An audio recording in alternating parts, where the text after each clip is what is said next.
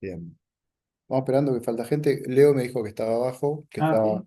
está Ah, terminando, sí, está, bueno, con el proyecto de radio de acá, de sí, streaming. acá está la mesa.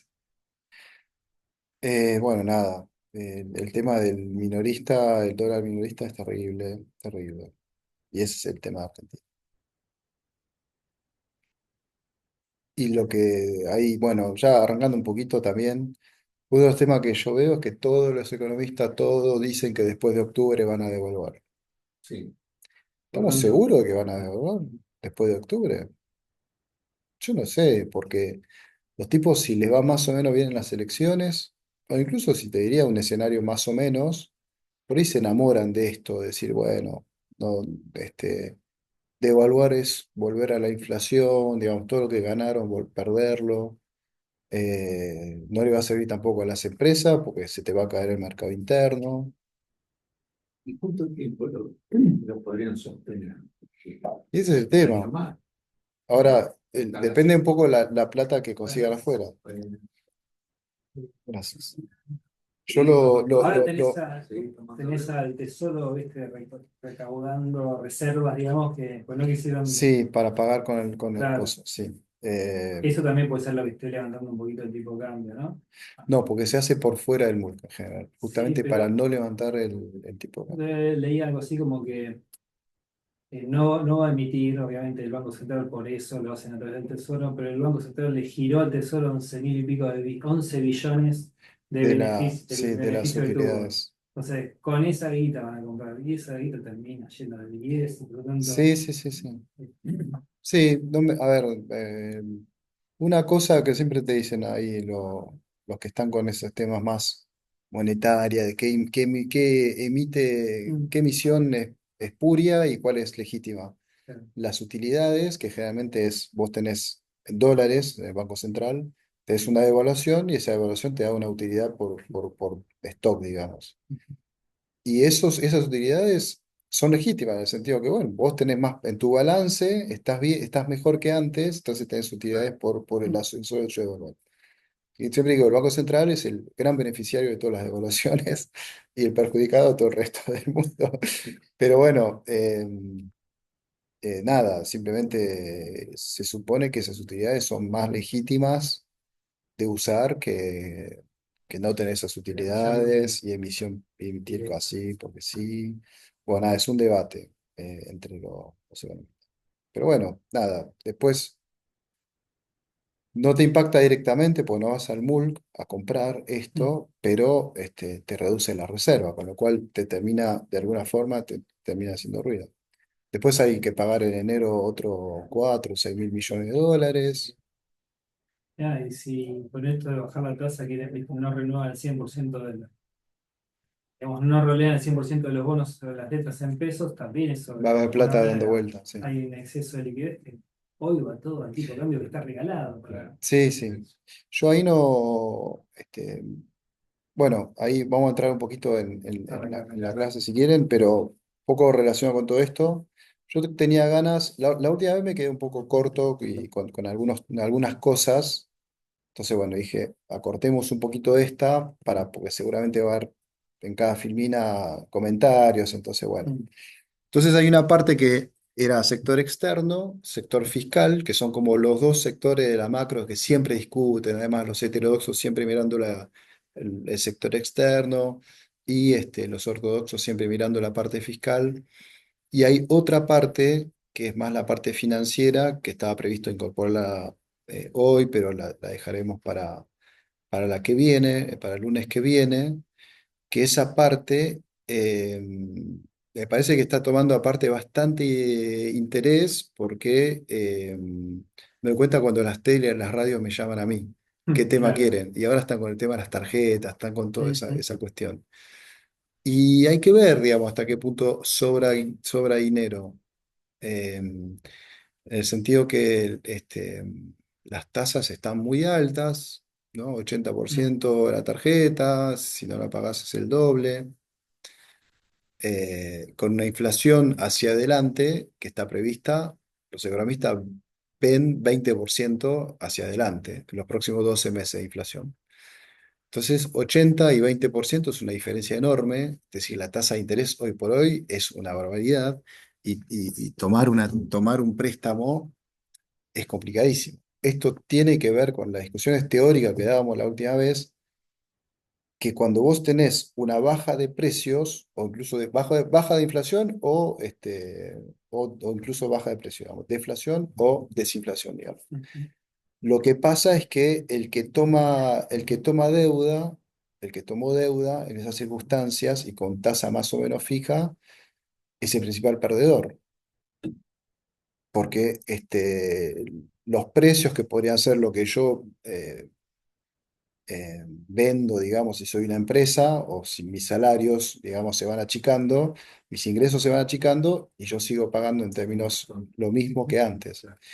Y eso es una de las principales trampas, porque es letal también, porque además el que toma deuda es el que tiene la iniciativa para invertir esto o lo otro, ¿verdad? Lo que estás matando es al capitalista, y el rentista, Mm. que es el que presta, es el principal beneficiario de eso.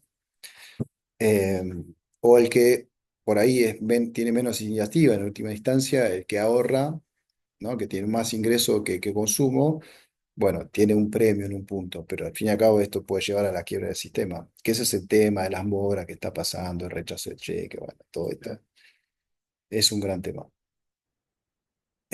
Bueno, como siempre tengo lunes de Filmina, no estamos como Alberto, pero Tenés que poner a compartir en el Zoom.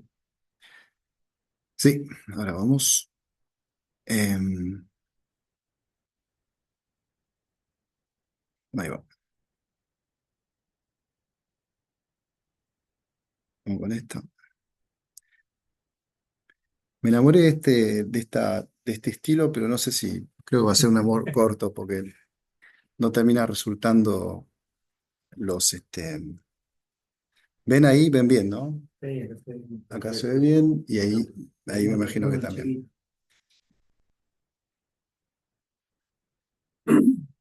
Bueno, entonces dos temas. Bien, nos quedamos con dos temas, sector externo y sector fiscal. Que bueno, esta parte macro, después de una cuestión un poco más de lo que vimos la última vez, es como para el que tiene que tomar decisiones, es como más el contexto, pero mucho más cerca incluso que lo que vivimos hasta ahora, y es el gran tema, ¿no? Siempre la pregunta es un poco como la meteorología, y el economista tiene algo de eso, de que la gente le pregunta para ver, digamos, hacia adelante cómo va a ser el tiempo. No tendría que hacer una app, viste que está en esa app de si Sí. va a llover o no, tendría que hacer una así, decir, a ver, ¿qué dice el REM? ¿Viste? Sube, baja la tasa, ¿qué pasa con...? Bueno, ya veremos.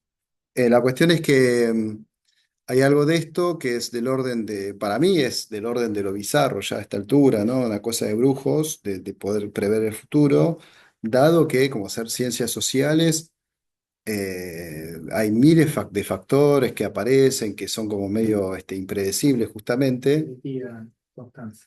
Ahí va. Eso no lo veo, por ejemplo, acá. A ver,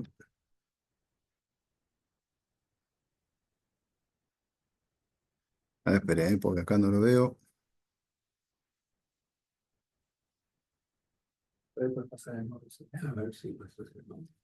No, no, No. acá ustedes lo ven, pero yo tengo otra pantalla. A ver, esperen. Participante, ahí está. ¿Siguen viendo? Bueno, Sí. entonces, bueno, en esta idea de predecir el futuro, hay como, bueno, algunas teorías de la macroeconomía que dicen, bueno, si pasa esto, pasa lo otro, que para peor una cosa es verlo en el primer mundo, ¿no? Que los libros, los manuales de macroeconomía es, bueno, hay muchísimos elementos y problemáticas que nosotros tenemos que ellos no tienen. El bimonetarismo, por ejemplo. Vos agarrás el Blanchard, el tipo escribe en Estados Unidos, hay una sola moneda que es el dólar, y el déficit fiscal y el déficit externo, al fin y al cabo, termina siendo casi la misma problemática, en el sentido que son dólares que van de un lado o de otro. Entonces, bueno, muchas veces a las dificultades que puede llegar a haber en el primer mundo para saber lo que va a pasar, imagínense lo que es acá, ¿no? Porque además todos los impactos de lo que pasa en el primer mundo nos afectan, mientras que Estados Unidos, cuestiones que puede pasar en Argentina, no le va ni le viene, digamos, no le va a pasar absolutamente nada. Entonces, bueno, un poco más como hoja al viento, digamos, mucho más variables que uno no controla en países como el nuestro. Entonces, bueno, eso es un poquito la idea general de cuando uno habla de macroeconomía. La macro nace con Keynes, ¿no? Algún estudioso dijo que en verdad se le dice, qué interesante este señor macroeconomía, qué sé yo, qué sé cuánto, pero podríamos poner el nombre y apellido, John Maynard Keynes, porque es el que inventó todo y siempre terminamos debatiendo alrededor de lo que él dijo en la teoría general sobre el desempleo. Aparecieron cosas que antes no existían, el desempleo, si es voluntario, involuntario y todo eso, y que hoy son bastante comunes. Y la parte fiscal es una parte que es importante. Lo que hay que decir es que Keynes no le interesaba la parte fiscal o era muy menor para él. Cuando empieza a decir en los años 30 hay que gastar, era porque no había inversión de parte del sector privado, entonces él decía hay que gastar, ¿no? Entonces el heterodoxo por eso en principio no mira tanto la cuestión fiscal como sí el ortodoxo. Entonces, bueno, algunas cuestiones. Sobre el sector externo, me parece que es, de nuevo, lo más importante. No voy a dejar de lado la cuestión fiscal porque el gobierno insiste mucho sobre esto, pero me parece que lo importante para entender lo que va pasando y sobre lo cual arrancamos esta charlita de previa es justamente el sector externo. Si alcanza los dólares simplemente para el gobierno. Con este modelito de siempre que pasa en Argentina, cuando lo que tiene la Argentina es que vos no controlás tus exportaciones y exportás básicamente recursos naturales. ¿Cuál es el crecimiento de tu recurso natural de la soja? Bueno, es muy bajo porque generalmente son productos que dependen de la cantidad de tierra que vos tenés, la cantidad de tierra está dada, no puedes inventar más tierra y entonces, bueno, lo que pasa es que es muy limitada la oferta que vos tenés de cualquier producto. La soja, por ejemplo. La soja tuvo un crecimiento importante hasta el 2011 y ahí se cortó, ¿no? El crecimiento no fue sobre alguna tierra nueva, pero también fue sustituyendo otros productos que había antes en el campo, con lo cual es la misma tierra, simplemente se le va cambiando la... Entonces, bueno, termina siendo exportaciones bastante limitadas, crecimiento limitado, mientras que las importaciones muchas veces son, cuando uno mira, vamos a ver después, lo que son las importaciones de Argentina, son muy pocas importaciones de bienes de consumo, son sobre todo bienes intermedios para la industria.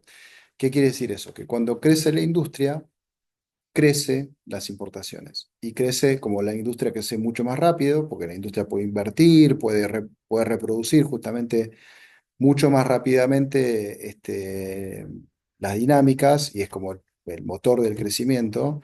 Lo que termina pasando es que efectivamente, llegado un momento, como las importaciones crecen más rápido que las exportaciones, bueno, se da un cuello de botella, la famosa restricción externa, y ahí generalmente tenés que parar el crecimiento. Lo que pasa típicamente es que hay una devaluación, esa devaluación lo que hace es eh, generar inflación, eso hace que bajen los salarios, baje el consumo, y esa baja de consumo termina frenando la industria, y al frenar la industria también frena las importaciones. Entonces, en los países como los nuestros, cuando vos tenés problemas del sector externo, cuando tenés restricciones de divisas, lo que pasa es que vos frenás las importaciones. ¿Qué te dice un manual de macroeconomía de Estados Unidos? Te dice que cuando vos tenés un problema en el sector externo, la devaluación hace que aumente tus exportaciones, que es la forma de resolverlo. ¿Pero por qué tienen eso? Porque ellos tienen justamente exportaciones industriales, con lo cual efectivamente al exportar industria, si vos tenés una devaluación, entonces eso te da mayor competitividad y entonces puedes exportar más. Y eso, digamos, como ven, un manual de macroeconomía no les va a servir para entender la Argentina, digamos. Esa es la gran lección que siempre le digo a mis alumnos. Entonces acá tenemos un poquito el modelo macroeconómico, tal como suele funcionar. A ver, es muy grueso y es difícil después de ahí ir derivando soluciones a todos esos problemas, ¿no? Pues, es como, a veces lo digo como que si fuera un equipo de fútbol, ¿viste? A veces es difícil, no puedes asegurarte siempre que ganás. La complejidad social es enorme cuando son 11 jugadores, imagínense 47 millones, bueno, un poco de eso se trata, y en eso del mago, del economista mago, no solo que predice, sino que también vende la virtud de que puede solucionar todos los problemas, ¿no? Hay muchas cosas y por eso aparece en la televisión y siempre que aparecen temas, nos llaman a nosotros y no un sociólogo, politólogo. Politólogos sí, ahora están teniendo un poco más de... A ver, vienen las elecciones, es su gran momento. Pero, pero el tema del economista es bastante recurrente. Em, así que bueno, eso es un poquito el marco del sector externo, cómo va. El gran tema acá es que para ir a la actualidad, a la coyuntura, tenemos un contexto internacional muy adverso, como vamos a ver algunos datos. Eh, Algunos datos, bueno, vos los conocés, pero hay varios más. Y otro es el tema de que la economía, ya lo charlamos un poquito, vamos a volver sobre algunos gráficos que vimos al final de la clase pasada. Es una economía, la Argentina, que pierde muchísima competitividad, ¿no? Tiene un grave problema en ese sentido. Entonces, bueno, como primer punto de coyuntura internacional, solo para que vean un poquito, estos son la variación de los precios del 2013 hasta el 25, y lo que estamos viendo es que, bueno, del 2000 teníamos el boom de los commodities hasta el 2013, y a partir de ahí empiezan a caer todo, y más o menos siempre, ¿no? La dirección de todos los commodities va más o menos en el mismo sentido. En el 2013 empieza a caer tanto el petróleo como los minerales y como lo que son los productos agropecuarios, donde empiezan a tener un bache bastante grande. Obviamente eso no ayuda a ningún exportador de esos productos, entre otros nosotros, pero Brasil también tuvo. Se habla poco, pero Brasil tuvo un bache de crecimiento muy fuerte desde el 2013 a la fecha. eh, digamos, creció un poquito más que nosotros, pero también está a un nivel de estancamiento. Lo que no tuvo es la gran crisis que tuvimos nosotros en el 2018, 19, etcétera, pero digamos, si empezamos a comparar Brasil y Argentina, estamos ahí, compitiendo a ver quién es el peor. Eh, y lo que vemos, obviamente, con la pandemia, la pospandemia, la guerra, se recuperaron los precios. Y después lo que empieza a pasar es que empiezan a caer de nuevo en el 2024. Y bueno, evidentemente este gobierno tiene la mala fortuna. Dicen que los precios de los commodities son peronistas, ¿no? Porque siempre está esta idea de que asume un gobierno peronista tiene buenos commodities. Y bueno, obviamente al revés, acá el macrismo, como vemos, sufrió bastante y Milei está un poco en la misma dirección. A ver, ¿qué está pasando a nivel internacional? Hay que abrir simplemente un poco los diarios para darse cuenta todos los líos que hay en el Medio Oriente, que tiene un impacto que hasta ahora fue menor sobre el petróleo. El petróleo está más o menos en $78, estuvo en $78, ahora bajó un poquito, entonces bueno, no hay mucha, estamos más o menos en esos precios. Recuerden que llegó a estar en $100 el barril en sus mejores épocas y que obviamente $71 de hoy, con la inflación de Estados Unidos, no es lo mismo que $71 hace 15 años, ¿sí? Entonces, este 71 es mucho peor que aquel 71, ¿no? Después, lo mismo que la soja, ¿no? Simplemente una baja bastante pronunciada. Hay como un revivir en este 2025, porque ahí lo que pasó, me parece, en el 2018 es que la guerra comercial entre China y Estados Unidos había generado muchísimo ruido en los mercados agropecuarios, China en particular, sobre el tema de la soja, y por derivación en el tema de la carne había hecho bastante ruido. Bueno, y yo creo que varios actores seguramente se habrán anticipado aumentando un poco esto, ¿no? Lo que pasaba, y aumentando un poco los precios, anticipándose a lo que podía llegar a pasar.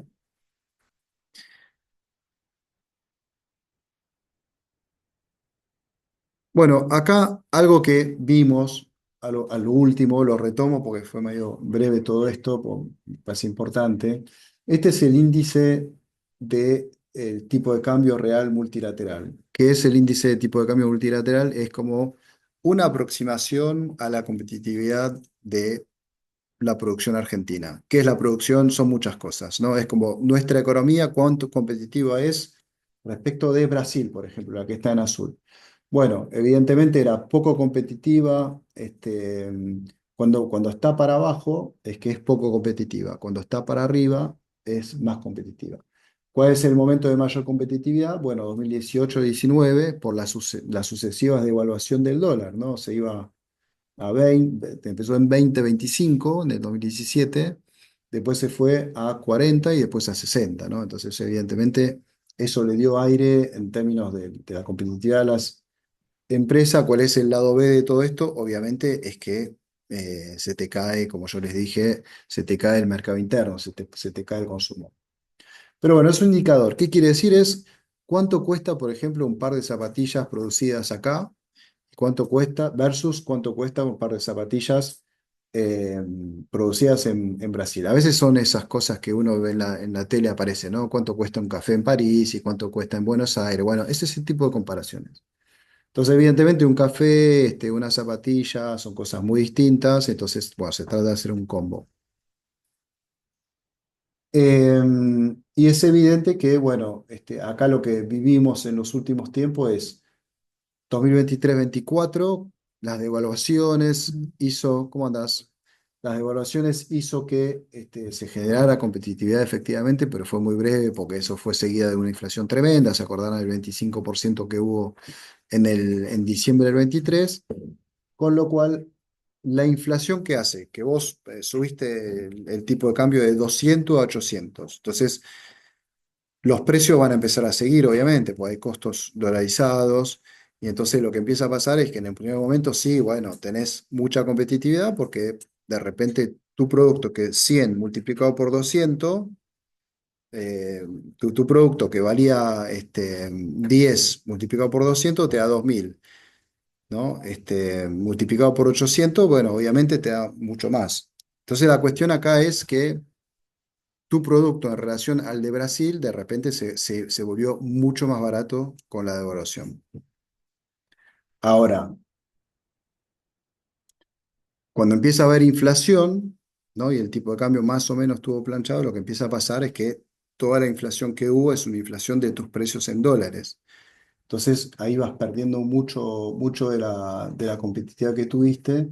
Y en este momento, como lo vemos y como siempre se dice, estamos en un punto de lo más bajo en la competitividad en el tipo de cambio multilateral, ¿no? Y el bilateral con Brasil. Lo que sí se tiene que mencionar es que también en el 2025 va aumentando de a poquito el tipo de cambio. Comentábamos acá que ha tocado 1280 en el día de hoy. Eso por el lado de, si lo miramos por el lado del tipo de cambio multilateral, es bueno. ¿Por qué? Porque, bueno, se supone que gana competitividad la producción local. A ver, una de las cosas que uno dice es, bueno, o sea, el que tenías, el sojero que vendió con 26%, 25% de retenciones a las exportaciones, volvieron a 35% el 1 de julio.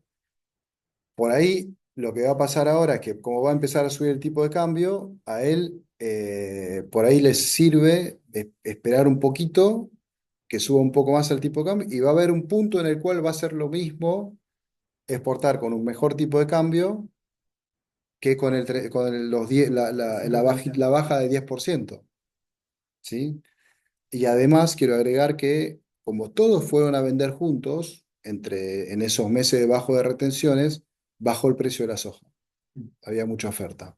Entonces por ahí con el que se quedó con la soja ahora y apuesta a que suba el dólar, puede llegar a tener una ventana de oportunidad, digamos, ¿no? Se quedó con la soja, los precios internos de la soja suben y además está subiendo el dólar. Entonces, bueno, son como todas cuestiones que después, digamos, pequeñas eh, lecturas que hay que hacer sobre la coyuntura, pero que después son determinantes para tomar decisiones. Digamos, en este caso, el sojero, tal vez si tenía la posibilidad de esperar un poco, le convenía esperar por cómo viene todo esto.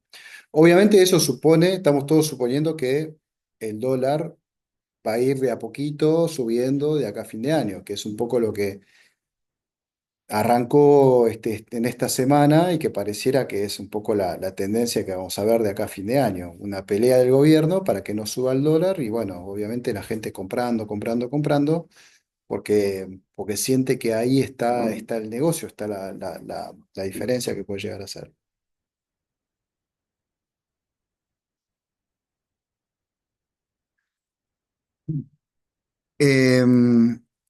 Uno de los temas que también les mencioné.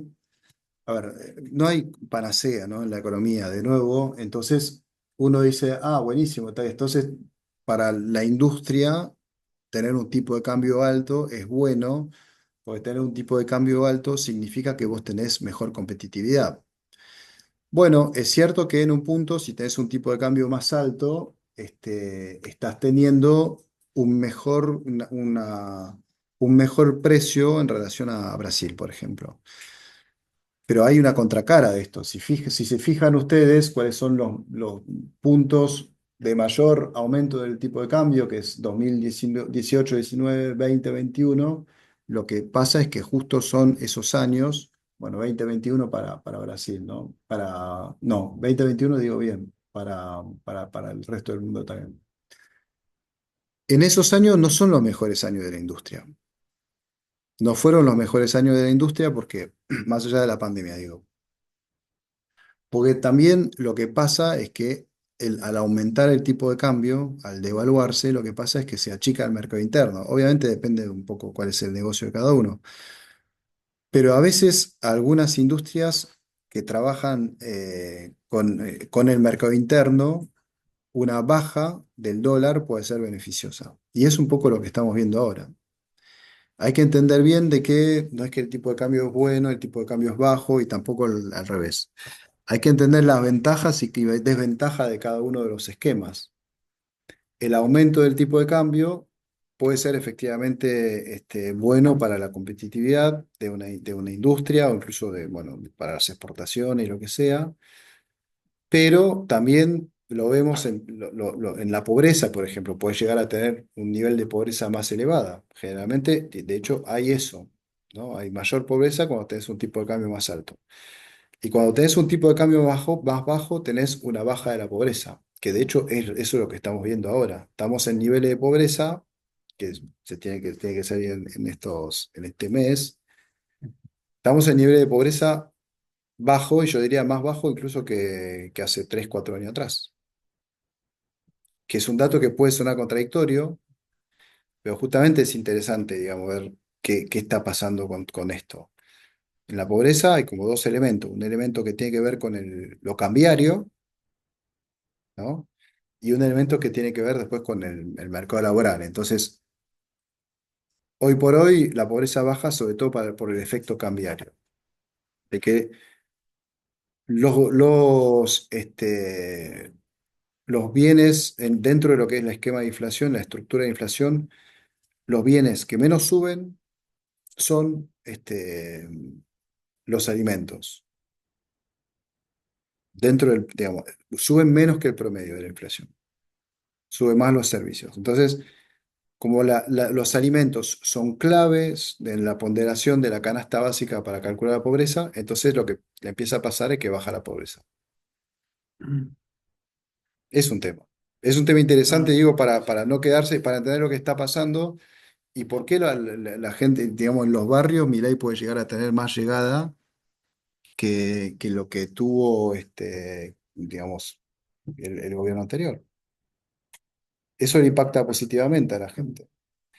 Es como la pizza con champán, ¿no? Era eso. La pizza era la parte del tipo de cambio bajo, de que, este, bueno, de que efectivamente ahí había el efecto de la estabilización era bueno para la gente más humilde y eso lo retribuía con votos, para decirlo así.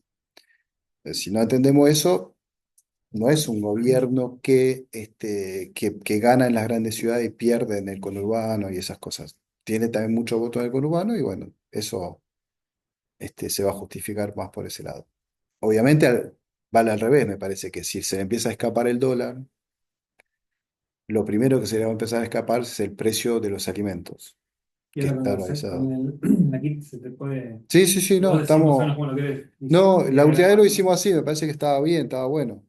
Por ahí no sé si la gente Claro, que no sé ya si escucha. escuchan las preguntas, si no, avisen y las repetimos.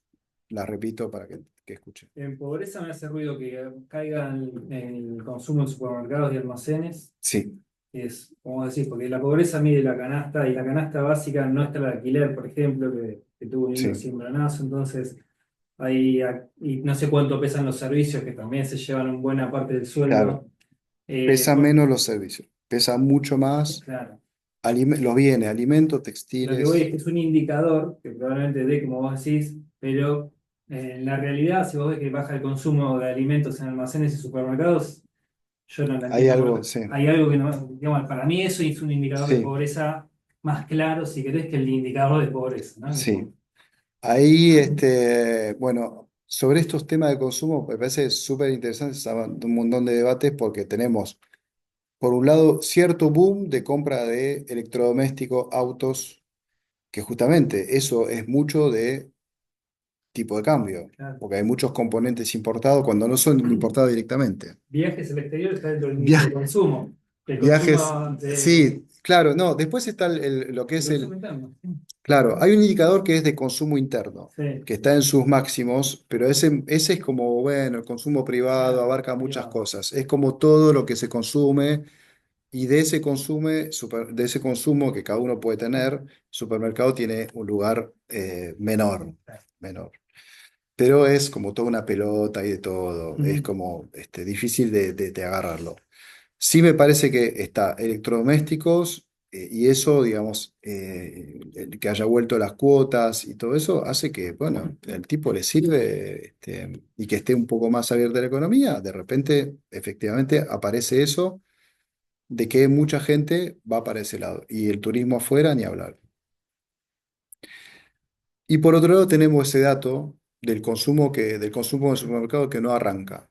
Que puede ser que, bueno, hay otras bocas, digamos, Mercado Libre, o sea, hay distintos, hoy por hoy se abrió un poquito más, pero me parece que el tema más importante es que no está, o sea, ahí hay como algo.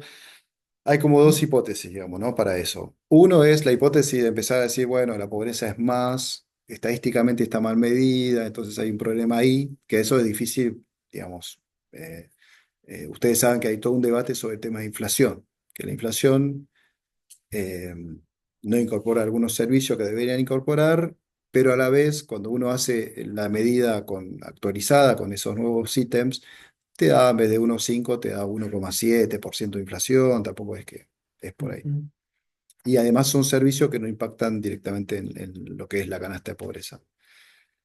Entonces,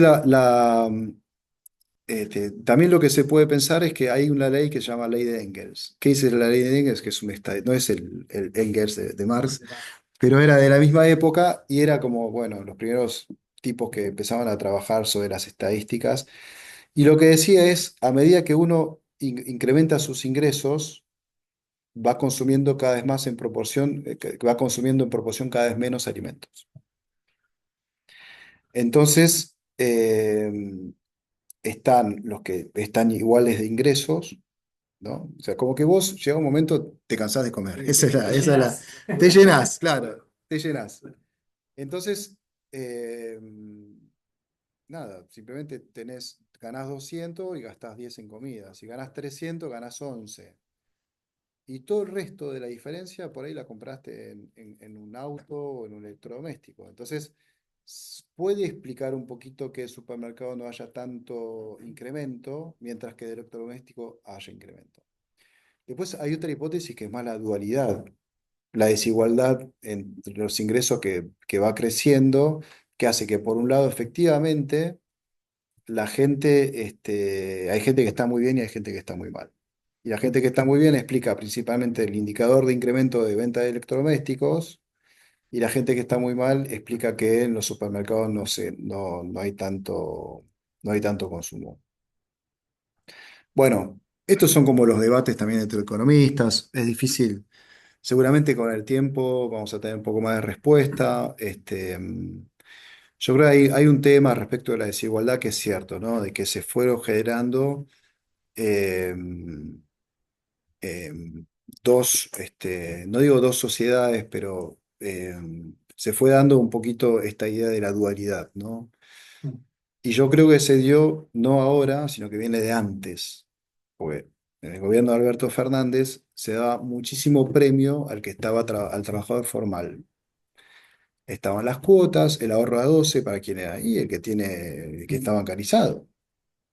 ¿Y quién va a ser? Va a ser el mismo tipo que tiene los convenios colectivos de trabajo, que va a ser el mismo que tiene un montón de posibilidades que le abre el Estado, las políticas públicas que se centraron principalmente en ese sector. Entonces, no solo que ya de por sí ese sector estaba mejor por condiciones sindicales y qué sé yo, sino que además el gobierno le estaba dando muchísima importancia, relevancia en la política pública a ese sector. Otra cosa que hay un artículo mío que va a salir ahora, que es qué impacto tiene la fintech, ¿no? Las billeteras electrónicas sobre créditos y todo eso. Y lo que uno ve es que efectivamente en la fintech, Mercado Pago, Ualá, qué sé yo, ¿quiénes incorporan más? Incorporan más jóvenes, trabajadores informales y de las ciudades chicas. Claro, porque no llegan ahí las ciudades chicas ni las sucursales bancarias, o los jóvenes por una cuestión casi generacional.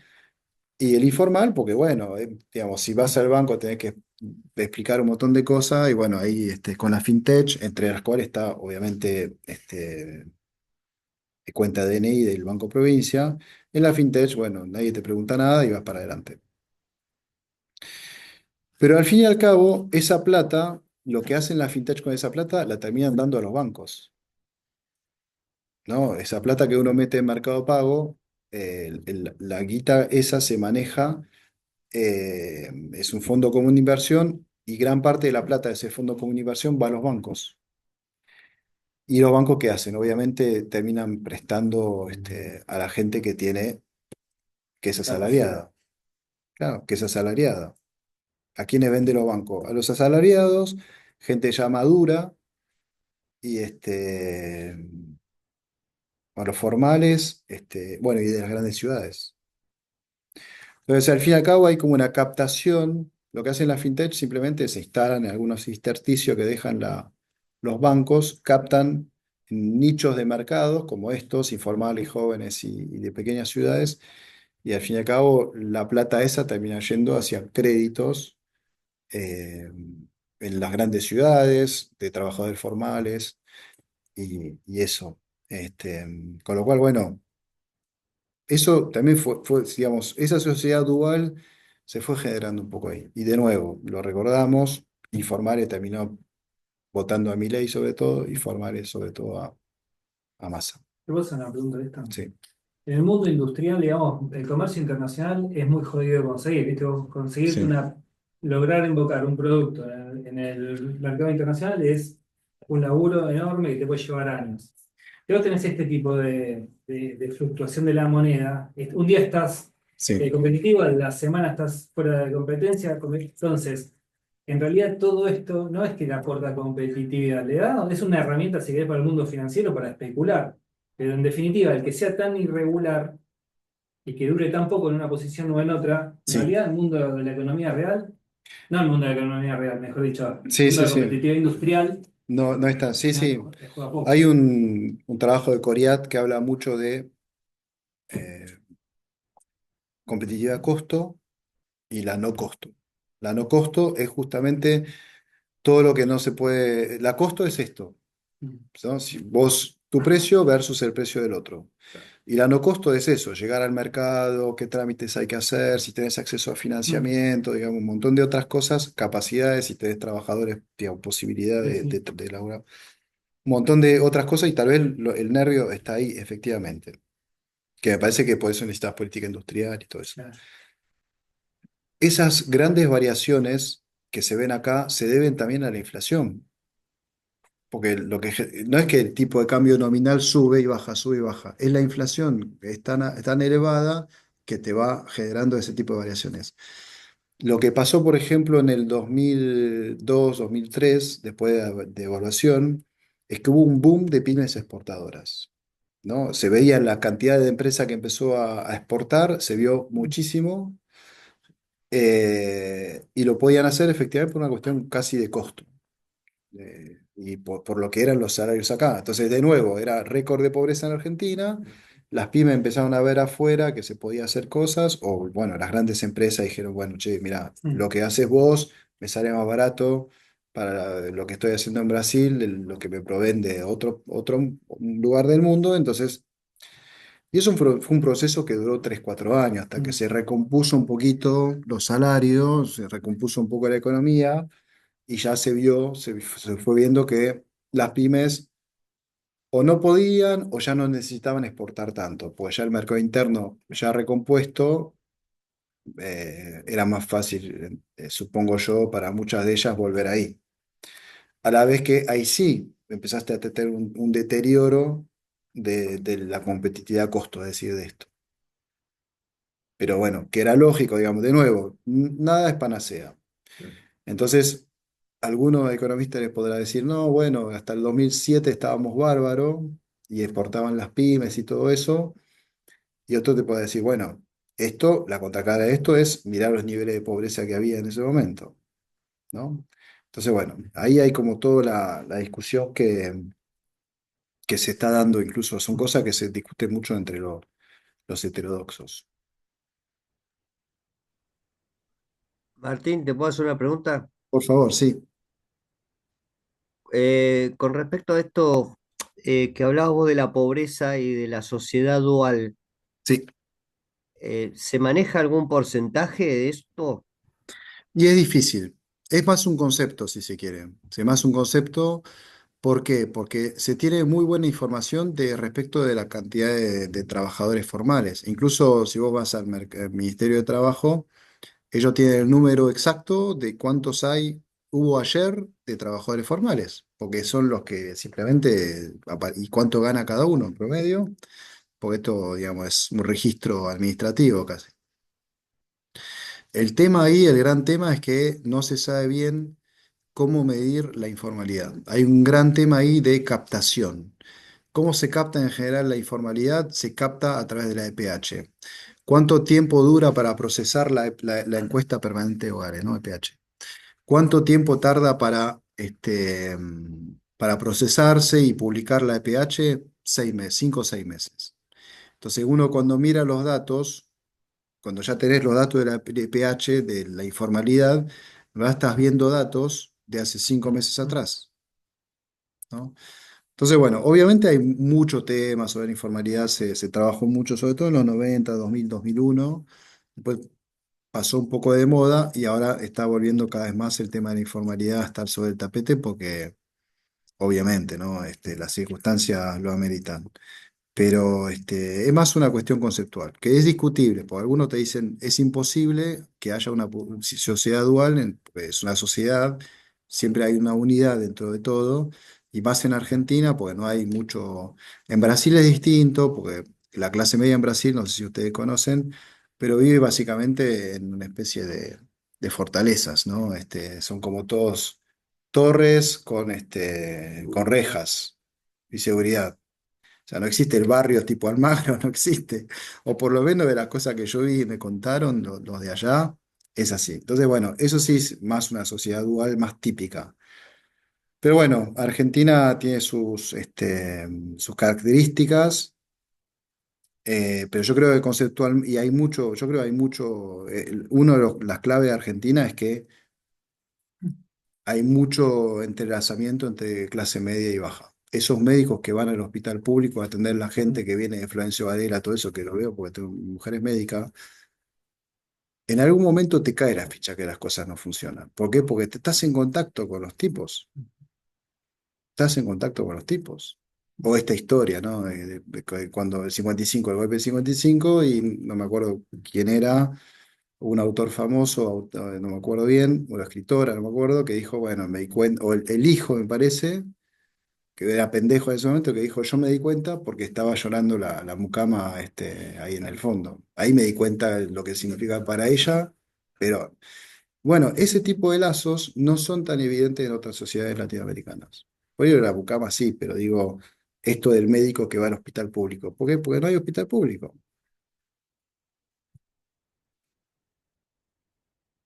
Bueno, esto también es algo que a mí me gusta mostrarlo, porque laburamos bastante en el Centro Cultural con esto.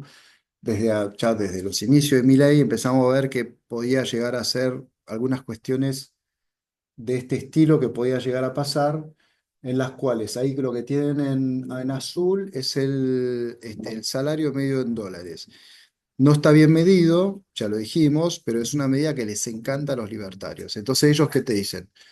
Miren, nosotros estábamos acá en 60 y ahora estamos en 0,60 y ahora estamos en 1. Es decir, que el salario real en un año subió 40%, ¿no? ¿Verdad? ¿Qué pasó acá? El salario en dólares subió 40%. ¿Qué pasó acá? Simplemente planchaste el dólar como si, como digamos, yo estoy en 1000 para redondearlo, como siguieron los convenios colectivos de trabajo, 2-3% mensuales, obviamente eran 2-3% eh, en dólares. Y entonces lo que empezó a pasar es esto, que efectivamente si lo medís en dólares, y más si lo medís al tipo de cambio paralelo, que yo hice ese trabajo para que se entienda bien el argumento de ellos, te da esto, te da la curva azul. Que si está bien, que si está mal, para mí está mal hecho, pero bueno, digo para entender bien cuál es el relato de ellos. En verdad, bien medido el salario real es este que está en verde, que se compara el salario contra lo que cuestan los productos en Argentina, no contra el dólar, sino contra lo que cuesta el IPC, la canasta de inflación. Y eso te da la curva verde. ¿Qué es la curva verde? Bueno, un deterioro del 2019 hasta el 2023, pero leve dentro de todo. Y después, obviamente, con la devaluación del diciembre del 2023, se cae a pedazo, se cae 25 puntos el salario y desde entonces está tratando de recuperar. Pero todavía está por debajo. Esto se RIPTE, es como una especie de promedio de todos los salarios.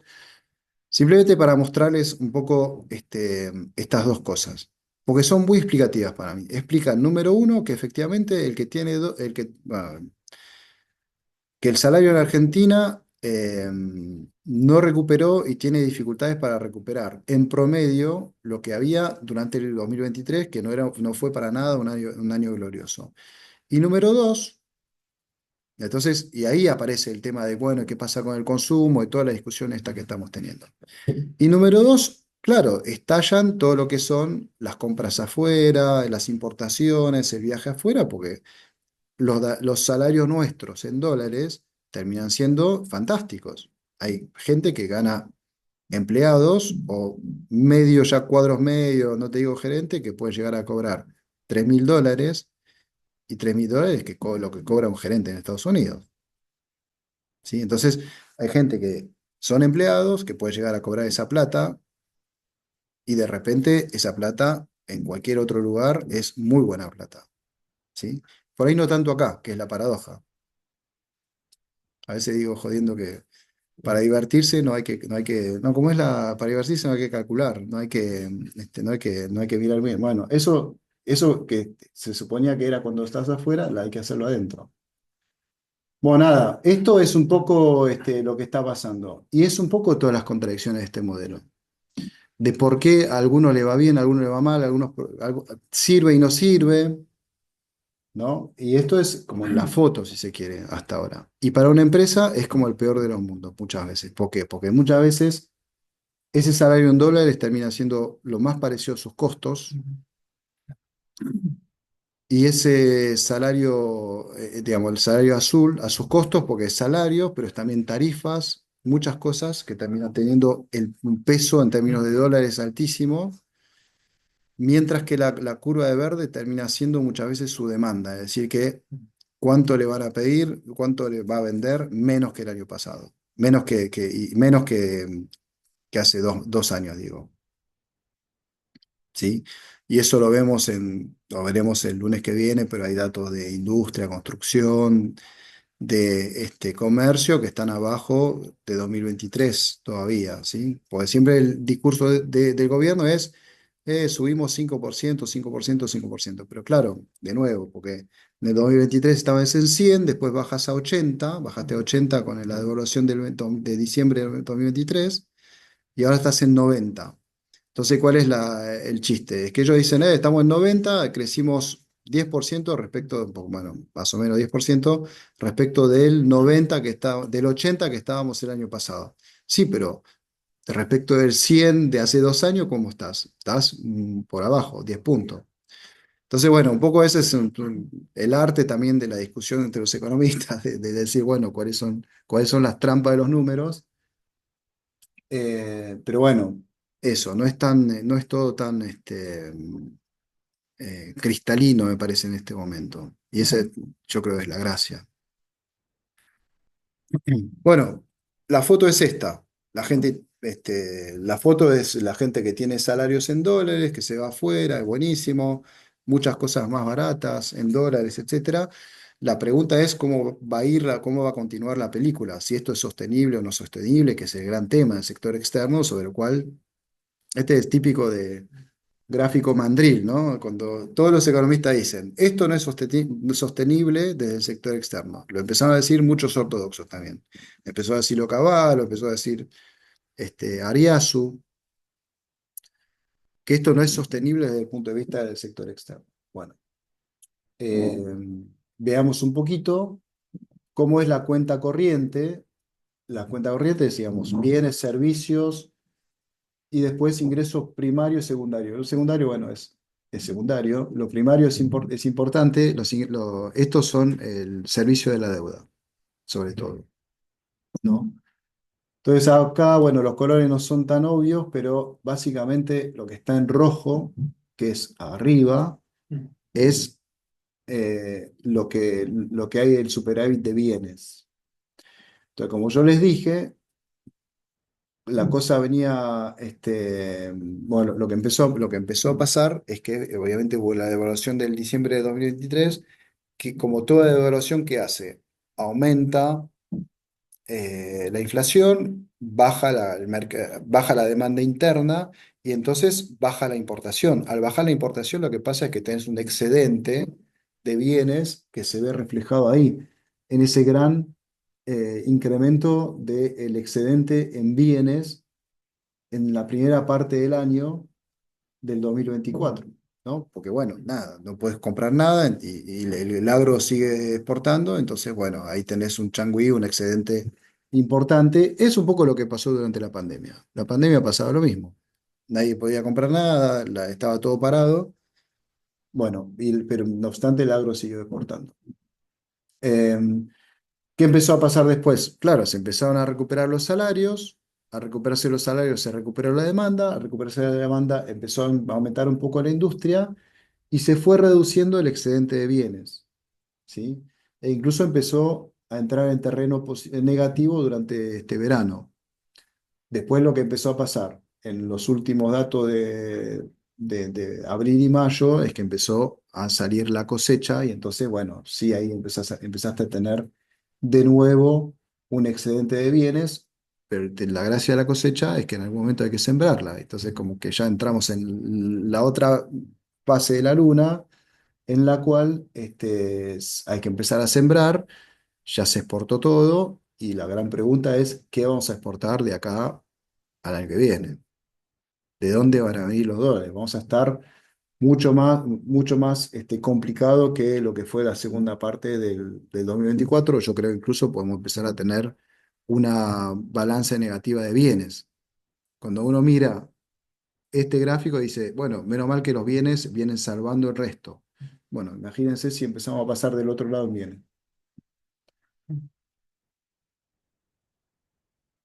Bueno, después tenemos como dos temas negativos, que son los servicios.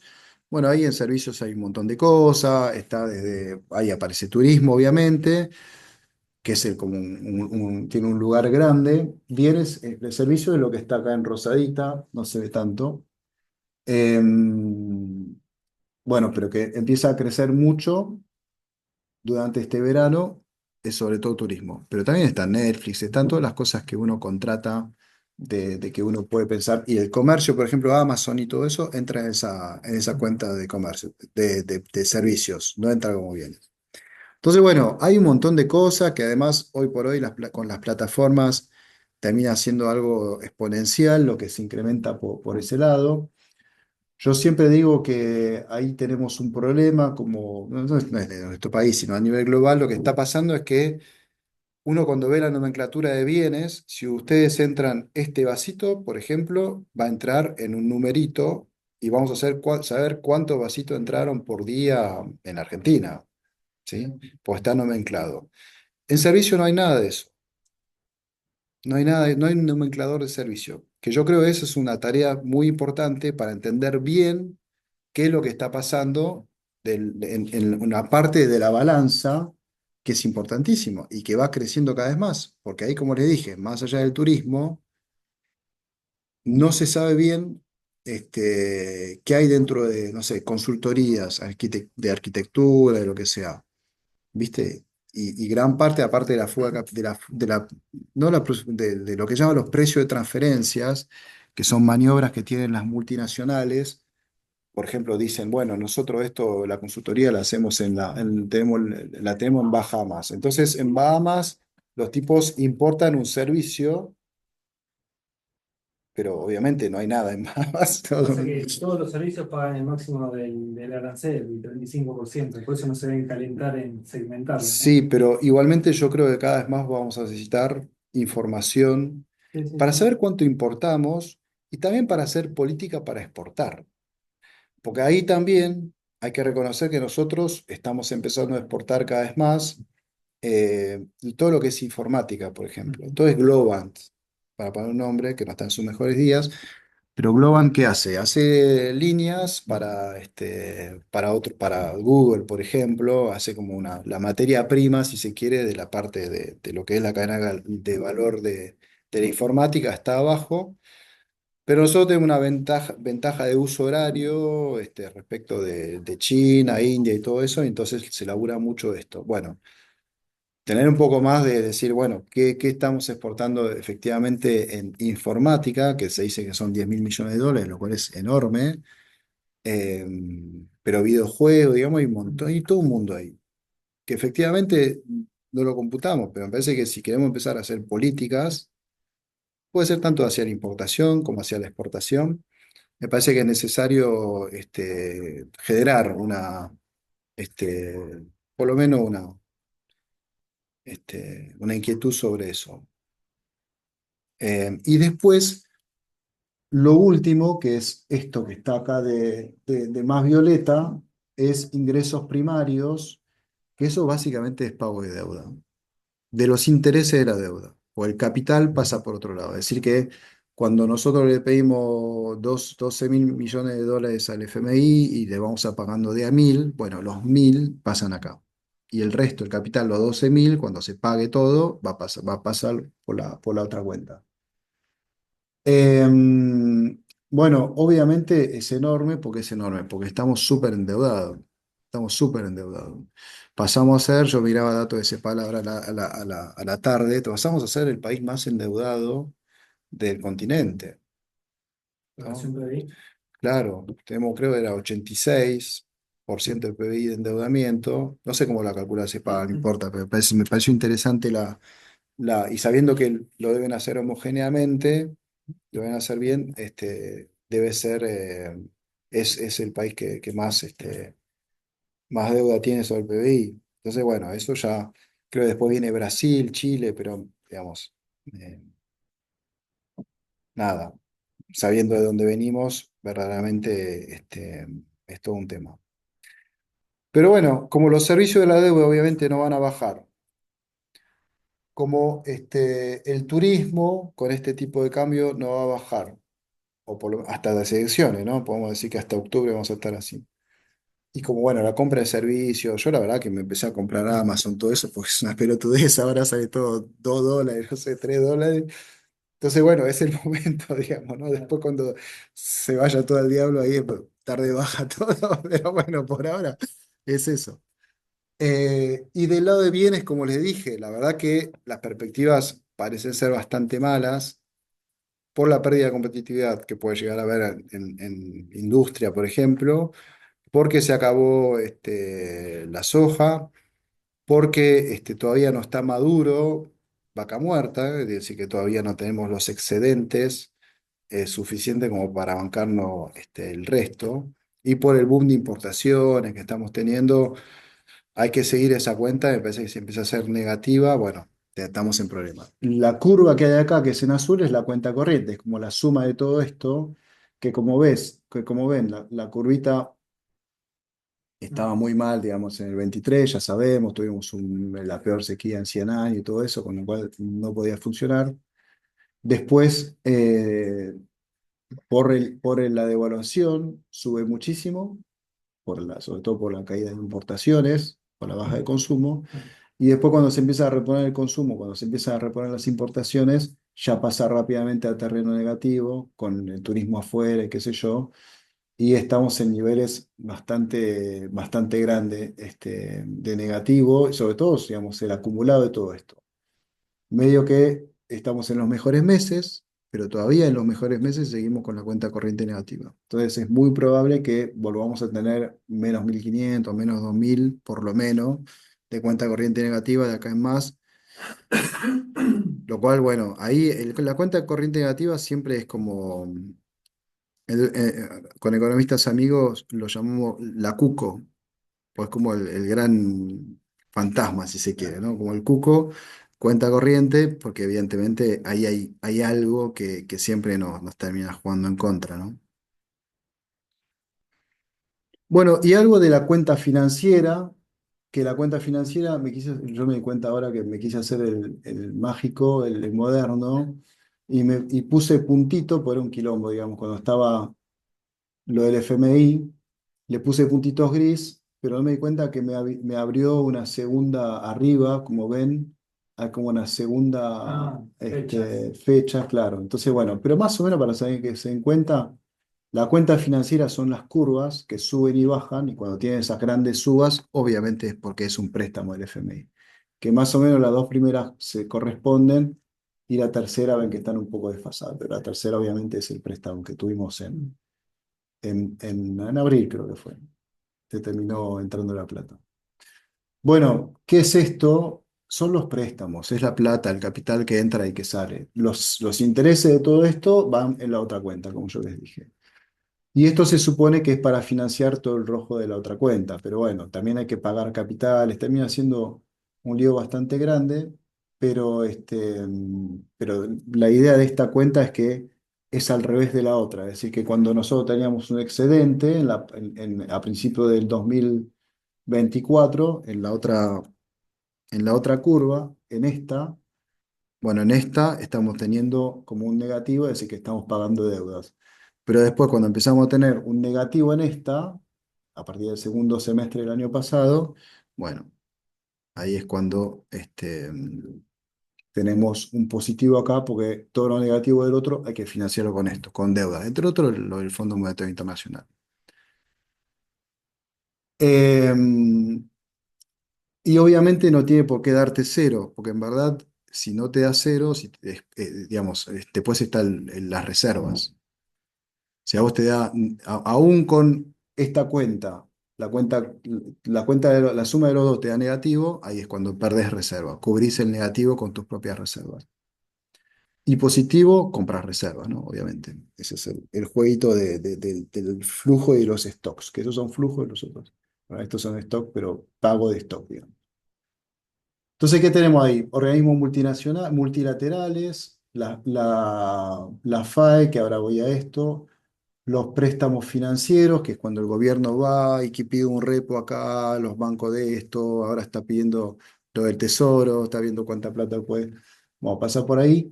Inversión financiera, que es cuando viene un JP Morgan, un PIMCO, y viene y compra unos bonos argentinos. Ahí no se ve mucho, poquito, ¿no? Porque, o por lo menos Sí, lo no es recuerdo. mucho, no hubo un carry trade Claro. importante, De afuera, por lo menos, no. no, no, no. Era mucho más. en su momento con las LEVACs, ¿sí? Ahí se terminaron sumando 10.000 millones. Inversión, inversión financiera es esto que estamos diciendo. Después inversión extranjera directa, que como vemos Es negativo. da negativo, claro. Eso a mí me parece de lo más llamativo, sabiendo que pues, dentro de inversión extranjera directa siempre hay esa trampa de que acá es no es el balance cambiario, sino que es no es el balance de pago, es el balance cambiario. ¿Cuál es la diferencia entre los dos? El balance el balance de pagos, que es el balance cambiario, que es el que nos gusta a nosotros, te indica cuánto guita entra y sale. Es la base caja, como se dice, ¿no? Y lo otro es el de vengado, de decir, bueno, qué sé yo, a veces son más anotaciones contables que de caja. Entonces tiene otra lógica. Pero hay cosas que, esto en Argentina se inventó un poco esta forma de calcular en el 2002, porque era tanto el descalabro que había con los dólares que no nos servía el balance de pagos para entender lo que pasaba. Entonces tuvimos que inventar algo. Por eso, digamos, eh, uno mide lo importante. Por eso digo, en un punto lo de servicios, entrada y salida de servicios, si va a ser cada vez más importante, lo vamos a tener que medir. ¿Qué era lo importante de esto cuando se empezó a implementar en el 2002? Es esto, las dos curvas estas, las que están abajo en abril y mayo, que es la formación de activos externos. La formación de activos externos es la compra de dólares de los argentinos, que es lo que hablábamos al principio. Ujú. Estamos hablando de 2.000 millones de dólares en abril y de 3.000 millones de dólares en mayo. 5.000 millones de dólares en 2 meses. Seguramente en junio va a haber otro tanto. Es decir, que en 6 meses te fuman lo que te prestó el FMI. Solo esta cuenta. Había cierta contención, ¿no? Porque hasta el cepo, Y eran, esa guita estaría funcionando en el fondo de inversión en pesos, probablemente. en verdad, había, a ver, ¿por qué se puso el cepo en su momento? Es porque justamente estaba esa dinámica de compra de dólares de los argentinos. Después el cepo se fue ampliando a las empresas. Y ahí es un poco, creo que ahí fue un problema. Pues el tema no es tanto que las empresas tienen acceso al dólar, me parece que la clase media tenga acceso al dólar. Parece que ese es el tema. Y acá son compra de billete o a través de un clic, digamos, Mm. en su banco preferido.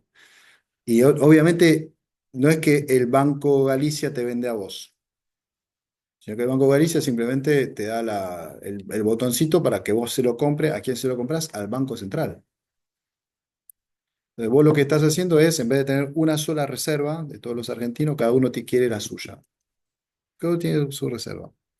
Entonces, bueno, obviamente estalla eso, ¿no? Eh, el cepo se puso en el 2011 por eso.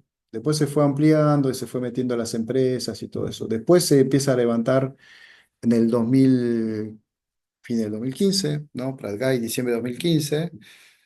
Y ahí empieza a tener ese volumen de 2.000 millones de dólares por mes.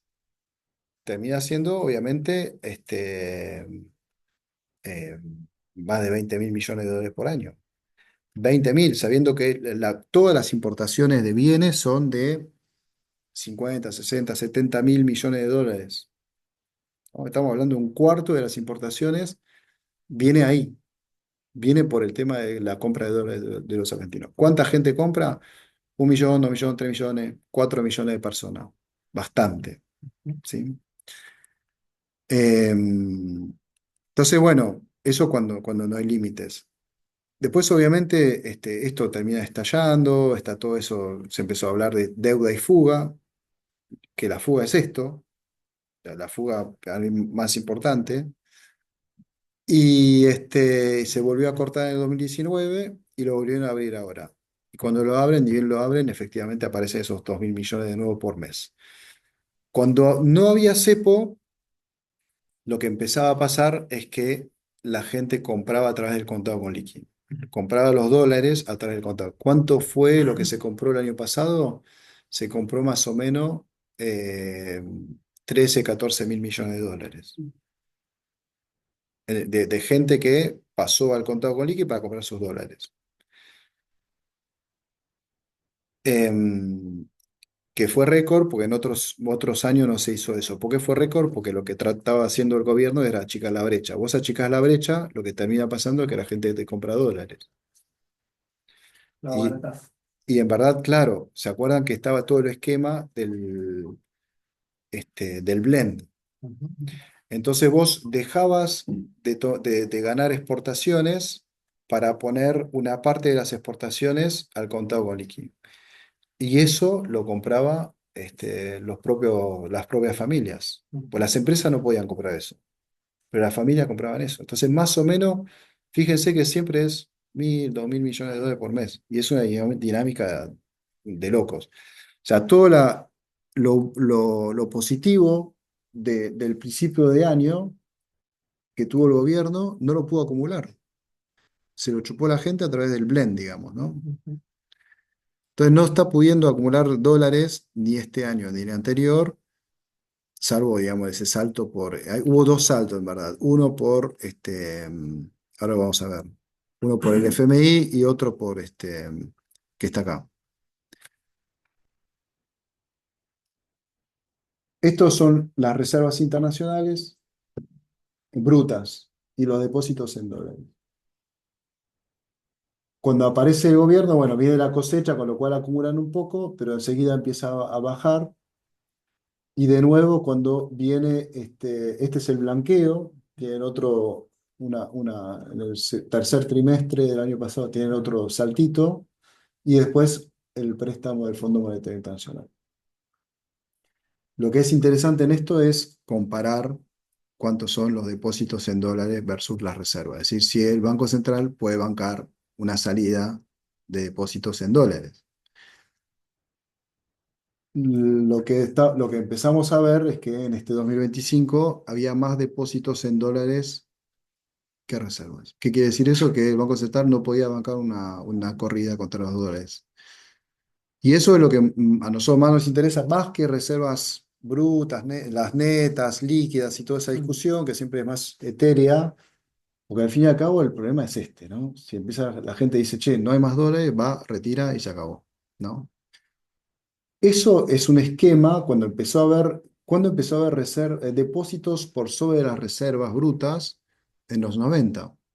En los 90 lo que empezaba a pasar es que, sobre todo en la crisis del 95, lo que empezó a pasar es que empezó a haber más depósitos que reservas. Y desde entonces, del 95 al 2001, siempre las reservas más o menos seguían igual y fue creciendo los depósitos. O sea que siempre estuvo negativo el Banco Central respecto a los depósitos del 95 al 2001. ¿Cómo terminó todo esto? Bueno, el estallido que conocemos. ¿Sí? Entonces nosotros, digamos, ¿estamos en el 2001? No, porque bueno, estamos ahí nomás de esto, ¿no? El 2001 era, bueno, mucho más, había mucho más depósitos que reservas. Pero queremos llamar la atención sobre esto. Ojo que ahí hay un tema que incluso durante el macrismo no pasó. Fíjense acá, ¿no? La cantidad de depósitos de reservas que había durante el macrismo estábamos muy lejos de las problemáticas actuales. Entonces, esto es muy distinto. Y ahí hay algo que me parece que es una de las grandes diferencias con el macrismo, es que el macrismo, todo el peligro era cambiario. O sea, el gran problema del macrismo es que todo se iba a tipo de cambio, pero bancario no era. Y aparte nosotros eso lo decíamos cuando dábamos las charlas de Credit Copy, qué sé yo, decíamos, no hay 2001 en perspectiva porque está esto, una diferencia enorme. Esto es distinto, ¿no? Están metiendo ahí los bancos, me parece que están complicando cada vez más los bancos con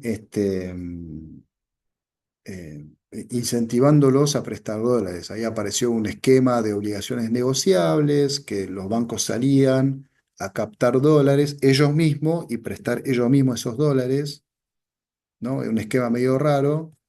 Y ahora se están viendo de qué forma todos los dólares que están depositados, empezar a que se empiecen a mover, se empiecen a prestar.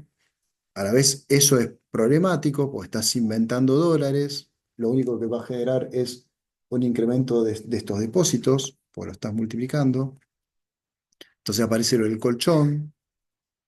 Digamos, es una cosa, es un esquema medio raro, pero que yo creo en términos de lo que es eh, los problemas bancarios, estamos mucho más en problema ahora que en ese momento. Como que ahora se está planteando ese problema, esa problemática bancaria, que durante el macrismo no se daba. ¿Sí? Mirando esto, no miro todavía la parte financiera, tasa de interés y qué sé yo, ya dije para la clase que viene. Bueno, algunas cosas respecto a la composición de las importaciones que son interesantes porque uno dice, bueno, un poco esto, ¿no? ¿De dónde viene el boom de la actividad? A algunos le va bien, a otros les va mal, ¿cómo es? Bueno, algunas cosas. Vemos que la caída de combustible, de la importación de combustible es importante. Esto es, ¿no? Hay un 100, todo esto suma 100, cómo va cambiando la composición entre ellos. Se importa cada vez menos combustibles, efecto sustitución de importación de vaca muerta. Se importa cada vez más automóviles, 6% de las importaciones. Eso es la apertura que se está haciendo bastante brutal, lo que está pasando. Viene de consumo, lógico también, porque las importaciones es un dale que va y entonces, bueno, suben los bienes de consumo. Lo que es curioso, el dato contradictorio de todo esto es un poco que también suben la importación de bienes de capital, que se supone que son de las empresas. Maquinarias que compran las empresas, se supone que en ese rubro hay eso. Ahí hay como más debates estadísticos. Aparece el tema de que hubo muchos tractores en el primer trimestre. Puede aparecer cosas que no son típicamente bienes de capital, digamos, ¿no? Como que, bueno, alguna camioneta puede entrar ahí, algún Pero ahí camión. ya tenés como 3 o 4 trimestres El de tema es que cero. sí, ya viene de largo. Entonces no queda bien claro. El otro día te conté, estaba con los textiles de Avellaneda y la conclusión que sacaban a lo que les comentaba es que me decían, entonces hay que comprar maquinaria ahora Claro. y cuando estalla lo podemos producir. Ya, amigo. Pero yo no sé si se da ese proceso de gente comprando maquinaria y Para un dejándolo en futuro. reposo para un futuro. Bueno, nada, preguntas que nos hacemos. Y a la vez, fíjense, bienes intermedios, que justamente es lo que usan las industrias para producir, para trabajar, que ahí hay de todo, que ello puede ser químicos, siderurgia, cosas que se necesitan para el proceso, están bajando. Entonces se supone que, y está bien que esté bajando porque Claro. estamos viendo datos de caídas industriales. Entonces, ese dato parece consistente. El único que desentona ahí es Viene de Capital, que también es toda una discusión el otro día lo charlaba con Steingar, lo charlaba por Twitter con Steingar, bueno, nada, también estamos viendo cómo se descura eso, pero, pero bueno, es el dato raro y me gusta que hayan datos raros, ¿no? Si no fuera, sería todo muy fácil. Pero bueno, veremos, también yo creo que el tiempo va a ayudar a... Y después evolución de las exportaciones, no tenemos nada nuevo, en verdad. No hay un boom de nada particular. Bueno, combustible y energía, de nuevo vaca muerta, que empieza, ¿no? Una subida lenta pero interesante. Productos primarios que está incrementándose también, pero es muy variable. Bueno, nada, no hay un boom de exportación que uno dice, bueno, esto se viene, que lo escuché hoy de nuevo, que estamos en niveles récord de exportaciones. Me parece que no estamos ahí todavía y sería raro que ocurra, ¿no? Por cómo está la cosa. Bueno, nada, así que eso también, no hay muchas novedades por ese lado, diría. Perdón, Sí, ¿qué es sí. el POI? Sí, el MOA es manufactura de origen agrícola. Básicamente es aceite, harina de soja y todo lo que es biodiesel, todo lo que es un derivado de la parte agro. Y el MOI es manufactura de origen industrial, de industria. Industria automotriz, sobre todo. Que sí son los autos, sí, sí, sí, hay mucho de eso y debe haber mucho de techín también, de algunos, bueno, de eso los gruesos. Y bueno, mucho tiempo sobre el sector externo, pero obviamente hay algo que hablar sobre este sector fiscal. Lo que vamos a ver es que hay una reducción de la recaudación y del gasto, que hay un superávit fiscal y hay debates sobre ese superávit fiscal, porque ellos lo que el gobierno vende es que, bueno, digamos, la cuestión fiscal es muy del Fondo Monetario Internacional. El Fondo Monetario Internacional tiene un cuaderno que dice, bueno, cómo se tiene que implementar o calcular los gastos y los ingresos y todo eso. Y lo que tiene es el gasto primario. El gasto primario básicamente es el gasto que hay que ajustar, ¿no? Es educación, salud, gasto social, obras públicas, bueno, todo eso es el primario. Y después está toda la parte financiera, que es el pago de deudas. Es el gasto en pago de deudas, que eso, No digamos, se toca. no se toca, obviamente. Entonces, cuando hay un ajuste, ¿dónde se tiene que ajustar? En el en el gasto primario. Entonces, de ahí aparece, obviamente, si hay superávit primario o no hay superávit primario. Superávit primario es que tu recaudación supera el gasto primario. Y el superávit financiero es que tus ingresos tributarios también superen tus ingresos, tus egresos, digo, por pago de deuda inclusive. O sea, gasto primario más pago de deuda.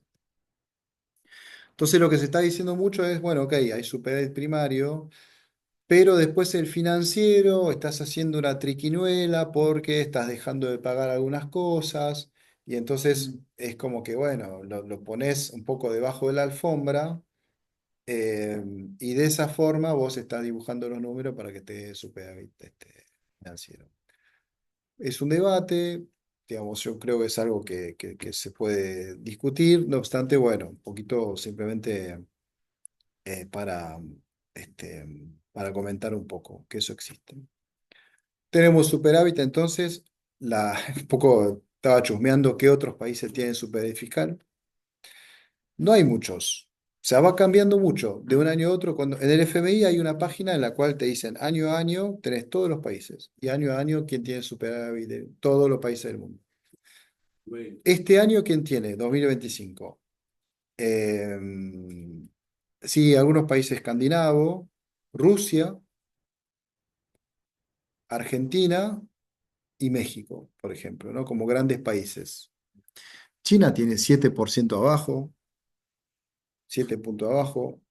Algún país africano también están en superávit, algunos de Medio Oriente, pero básicamente todos están en rojo, están todos en negativo. Obviamente Estados Unidos está en negativo, pero cuando uno va al año pasado, por ejemplo, ya ve que Rusia tenía 2% negativo. Como que el positivo y negativo sube y baja mucho. A ver, ¿cuál es acá el gran tema de esto? Eh, es que vos, cuando haces el presupuesto, el gobierno hace el presupuesto, sabe cuánto va a gastar, ¿no? Dice, bueno, voy a gastar 100. Y para la recaudación la tenés que evaluar, porque vos no sabés cuánto vas a recaudar. Pues depende de muchas cosas, depende de la estructura tributaria, o si vos subiste o bajaste un impuesto. Depende también del mercado interno, porque el IVA va a subir si tenés un buen momento en tu actividad interna.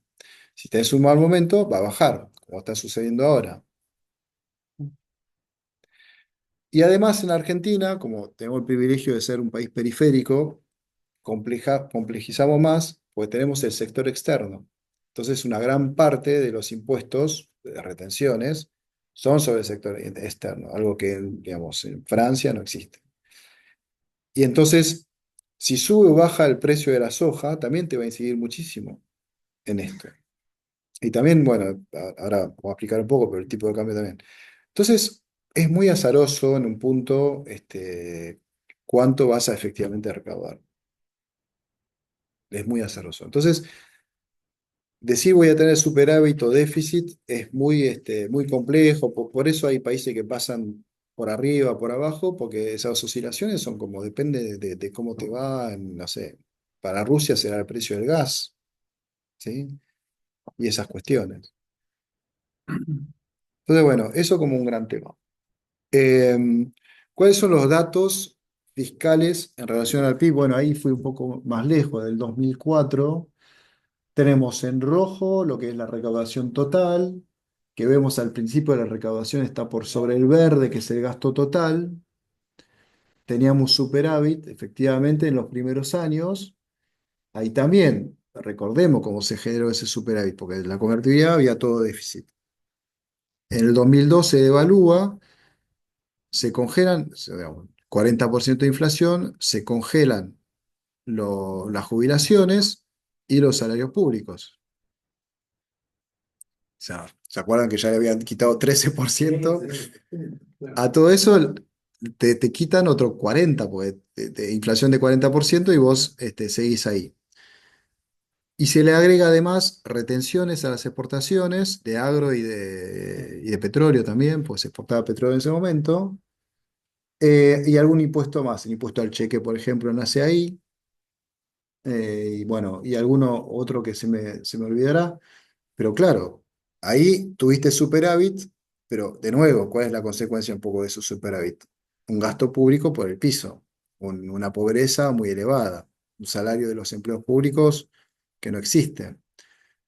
Entonces, bueno, a medida que se va recuperando un poquito ese gasto, lo vemos, lo verde que va subiendo hasta el 2015, ahí está cortado porque son como distintas metodologías, formas de contar, no importa, la idea es la tendencia. La recaudación va creciendo, sobre todo por el IVA, porque va creciendo la economía, entonces van recaudando cada vez más de ganancia y de IVA, pero bueno, obviamente lo otro es más, y terminamos con niveles de déficit. Acá abajo les puse lo que es el resultado financiero en violeta, que siempre está más bajo que el super primario. Entonces, bueno, teníamos un número más o menos aceptable, tampoco era gran cosa, incluso yo le diría 2014, 2015. La cuestión es que por ahí 2015 un poco más. La cuestión es que todo esto durante el macrismo va empeorando, a pesar del discurso del ajuste y qué sé yo. ¿Por qué? Porque lo primero que hacen es bajar impuestos, entre otros retenciones a las exportaciones. Entonces se le empieza a derrumbar lo que es sobre todo los ingresos. Ven como la recaudación va cayendo mucho en esos años. Además, después se le suma la recesión de 2018, 19. Tuvieron tres recesiones ellos, 2016, 18, 19. Entonces, son 3 años en que el IVA, por ejemplo, baja, ganancia baja. Entonces, todo eso complica mucho. Son como los dos pilares de recaudación sobre el mercado interno. Y los gastos bajan, pero digamos, en paralelo casi a lo recaudado, con lo cual no lograba absolutamente nada desde ese punto de vista. Y eso se usa mucho para comparar este momento, ¿no? El gobierno usa mucho para decir, miren cómo estábamos desde los fiscales en ese momento, tal vez fueron los peores años, y miren cómo estamos ahora con superávit fiscal. Y algunos dicen que estamos entrando como en una dimensión desconocida porque estamos, si hacemos dos cuadrantes, como se hace ahora.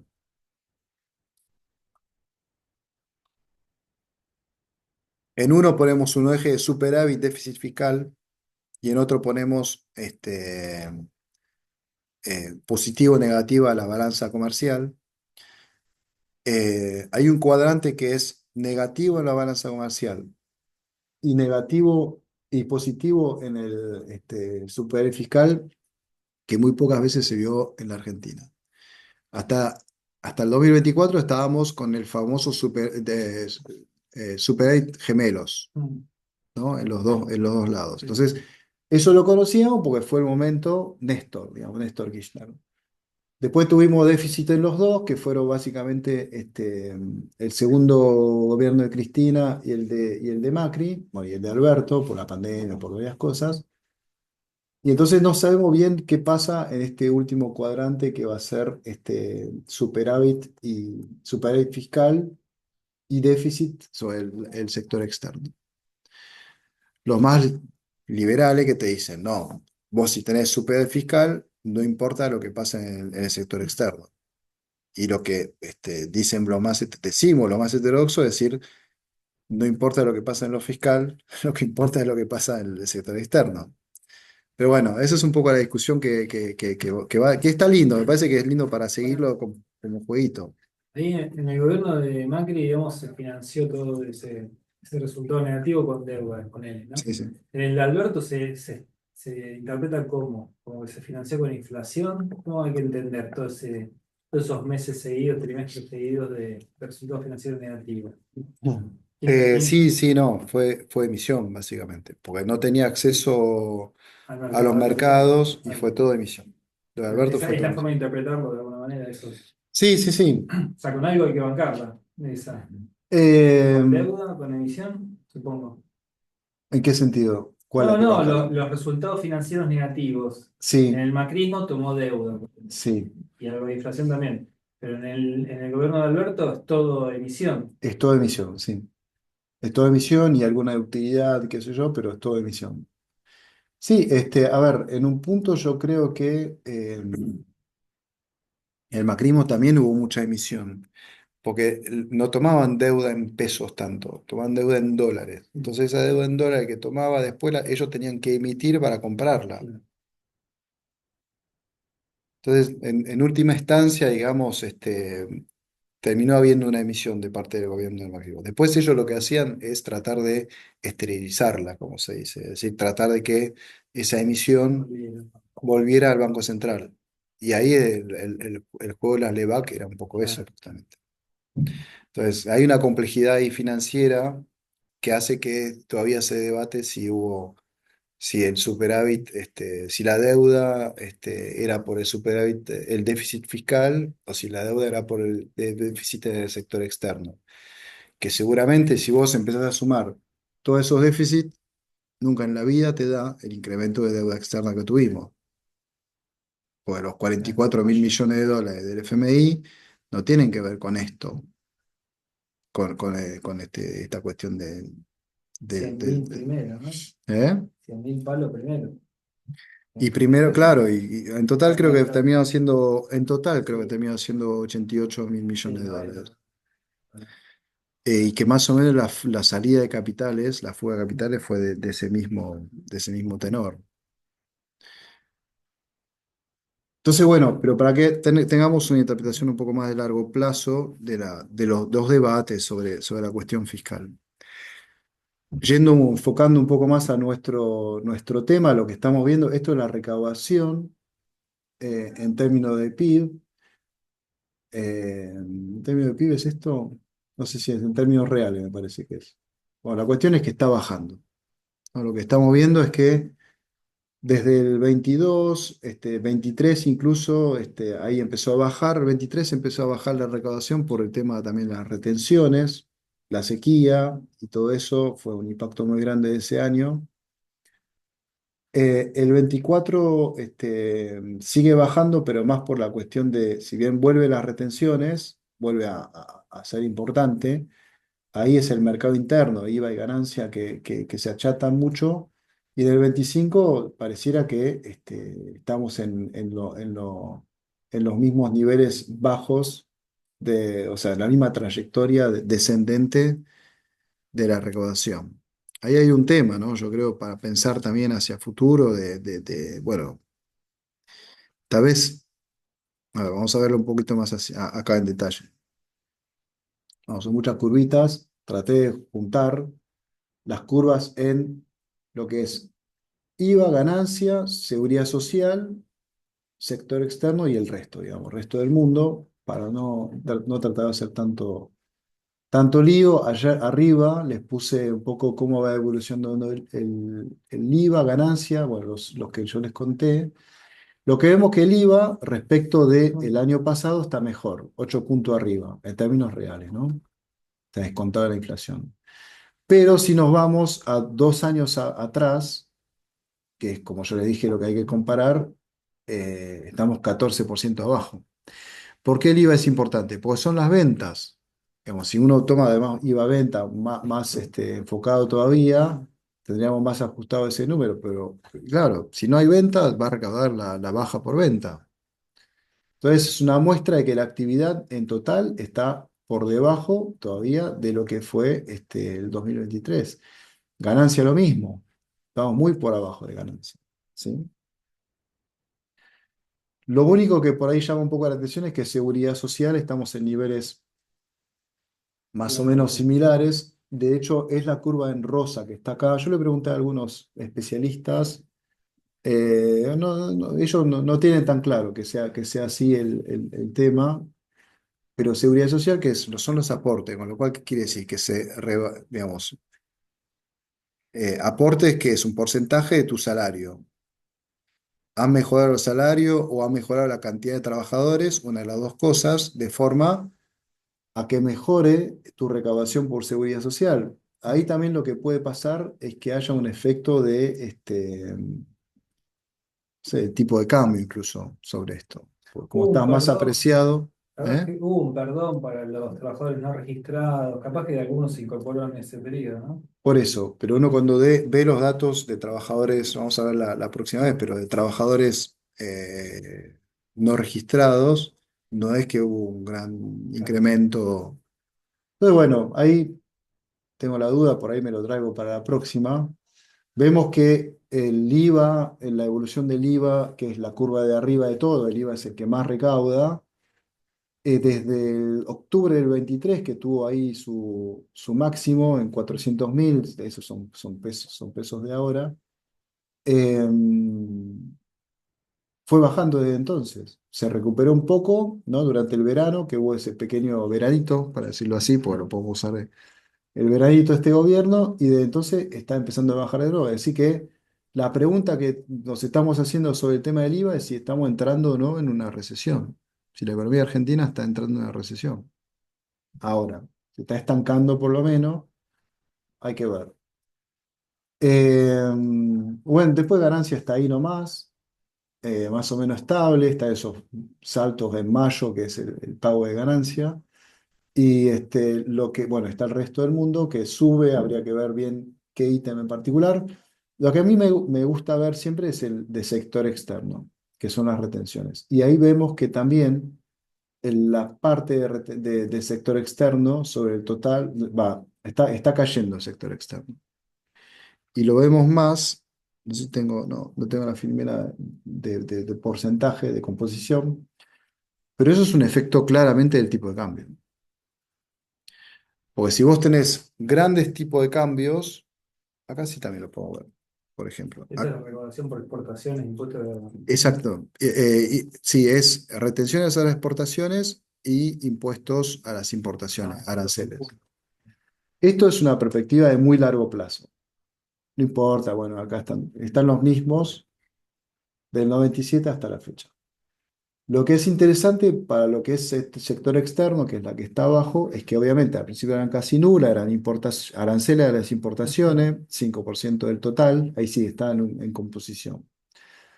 Después obviamente se imponen las retenciones al agro y al petróleo, entonces empieza a tener un importante peso, mientras baja el IVA, como ven, por el tema del mercado interno, lo que decíamos recién, se cayó la economía. Y más o menos se mantiene a nivel de 15% del total de la recaudación del sector externo hasta, bueno, 2012. Ahí hay un efecto del precio, baja el precio, entonces empieza a bajar el nivel de recaudación del sector externo. Y después lo que empieza a pasar es que empieza a bajar la alícuota directamente. Del 35% bajamos al 20%, casi que creo que terminamos en 18% de retención de las exportaciones. Y después, a partir de 2018, el FMI le pide al gobierno de Macri volver a subir las alícuotas. Y recién ahí, y además se empieza a devaluar. Entonces, esas dos cosas hacen que empiece a tomar cada vez más preponderancia de nuevo las retenciones. El gobierno de Alberto la vuelve a poner a 35%. Y ahora lo que estamos viendo es que, efecto de la apreciación cambiaria, sobre todo eso, lo que está pasando es que el peso de las retenciones sobre el total de recaudación es menor. A ver, como para ir cerrando un poco con esto, a mí siempre me pareció que el tema de un indicador de cuán bien o mal le va a la economía argentina es qué peso puede llegar a tener las retenciones a las exportaciones sobre el total. ¿Por qué? Porque te marca que hay sectores que traccionan fuerte, el agro en su momento, que acumulan capital y entonces como acumulan capital vos podés distribuir, podés empezar a distribuir ese capital. Em, Lo que yo empiezo a ver después es que, bueno, justamente no aparece esa acumulación de capital, no aparecen sectores muy, digamos, el agro se frena en un momento del 2013 con los precios, pero también la soja ya tiene alcanza sus límites de producción. Eh, y bueno, después todo esto lo terminas pagando en términos de baja de recaudación y ese bajón que yo les dije terminó generando la baja de la alícuota de retenciones, explica casi la mitad del déficit fiscal que tuvo el gobierno de Macri, ¿sí? Y bueno, después más o menos se había empezado a recomponer, pero de nuevo yo creo que estamos viendo un nuevo bajón en el peso de las retenciones sobre el total. Bueno, habrá que ver bien qué efecto termina teniendo esto, pero para mí es un mal síntoma, ¿no? Esta perspectiva de que el sector externo no tenga un peso importante ahí. Yo no digo que no esté mal haber bajado a 25 las retenciones, porque efectivamente el campo que tenemos hoy no es el campo de la 125. Yo creo que el campo no se puede cobrar más. Nosotros hicimos un informe del Centro Cultural mostrando que ya no dan para nada hoy por hoy las rentabilidades y mucho menos para el arrendatario. Entonces, el 25 no está mal. El gran tema es si vos bajás el campo a 25, vas a tener un buraco en lo fiscal. ¿Cómo lo reemplazás? Digamos, ahí hay como yo creo, por suerte yo creo, digamos, adelantando algunas cosas de la última clase, donde la idea es pensar un poco un programa o hacia un dónde ir en algunas cuestiones. Por suerte está surgiendo de a poquito, y lo vimos ahora a través de los datos del sector externo, un nuevo foco, un nuevo polo de acumulación de capital, que es Vaca Muerta, que es toda la parte petrolera. Y en algún momento va a ser posible reinstalar las retenciones a las exportaciones de gas, ¿no? Seguramente me parece que hay algo que en algún punto se tiene que empezar a plantear. Evidentemente, eso hoy no es posible. Y no es posible tampoco el 35% de las exportaciones del agro. Entonces, necesitamos un puente, ¿no? Entre las dos cosas. Pero yo creo que en un punto, el día de mañana, vamos a tener que reequilibrar ahí un poco, aprovechando que haya aparecido este nuevo polo de acumulación que parece ser Vaca Muerta y el gas y todo eso. Parece que ahí vamos a poder también ver si, bueno, si se puede generar una nueva dinámica en el campo, porque hoy está medio todo muy achatado. Ahí yo creo ahí estamos, como se decía, en el momento de la 125, ¿no? Están matando Mm. la gallina del huevo de oro. Creo que al final este es el momento que sí la terminamos de matar. Entonces, bueno, opinión, digamos, no solo personal, pero varios compañeros del Centro Cultural estamos, y especialistas, gente que hizo tesis doctoral, que midió la rentabilidad y todo eso, estamos, y no son precisamente de derecha, están viendo que esto es lo que está pasando y que hay que encararlo seriamente, este tema de qué pasa, digamos, la relación de un gobierno popular con el campo no puede ser nosotros le cobramos 35% y listo. Tenés que generar otra cosa. Y Pedro Peretti también, lo charlé con él, que siempre viene acá al Centro Cultural y lo conozco hace mucho. Es alguien que también ve eso, de que ahí hay un tema respecto de lo que está pasando con el campo y de lo que está pasando hoy en esta etapa en el campo. Sí, bueno, no sé si hay preguntas sobre todo esto. Los gobiernos de derecha fueron generalmente los que aumentaron el IVA, los que impusieron el impuesto a los débitos y créditos, ganancias, qué sé yo. Ahí, El IVA sí, Caballo le dio un, sí, Y también el el débito y crédito 21. fue de Caballo, ¿no? El Después yo débito sé, y crédito, a ver, no sé si es el 2001 o el 2002. Ahí me queda la duda. Yo no creo que me fue, acuerdo. Bueno, pero fue ahí. fue Si ahí, no es no, Caballo, fue. seguro que no está libre de culpa. No, no. Pero lo que hoy es que este gobierno, esos impuestos, digamos, en un punto terminarían, se incrementara en esta necesidad, digamos, de cubrir el déficit que se viene. Sí, Vos, digamos, cualquiera de esos impuestos va a los precios de alguna manera, ¿no? sí. Indirectamente. Salvo retenciones, que al contrario, Claro, baja los precios. pero bueno, sí, es verdad. Pero por lo que vos acabas de decir, no es un lugar donde se pueda aplicar No, no. demasiado, porque ya estamos, Así las cosas no. sería matarlo. Ahora, impuesto a las transacciones financieras. ¿Vos creés que es aplicable este gobierno, digamos, siendo el gobierno de las finanzas, digamos, o del mundo financiero, es como que sería una irracionalidad total? ¿Pero dónde va a juntar A plata? juntar plata. Bueno, yo creo que el gobierno está más orientado a bajar el gasto. Sí, pero hasta cierto El punto. tema es, claro, ¿cómo De haces? la obra pública cero no podés bajar más. Ya está. Si no gastaste más, ¿cómo Sí, haces para sí, sí, bajar? sí. No, por eso. Me parece que ahí hay un tema que ya es estructural el pensamiento del gobierno. Justamente estaba en página 12 me pidieron una nota sobre esto.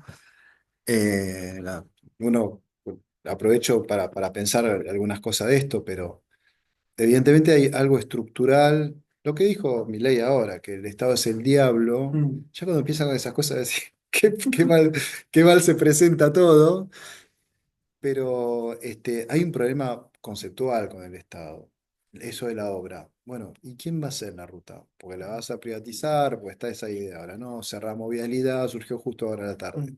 La miré en ámbito antes de venir.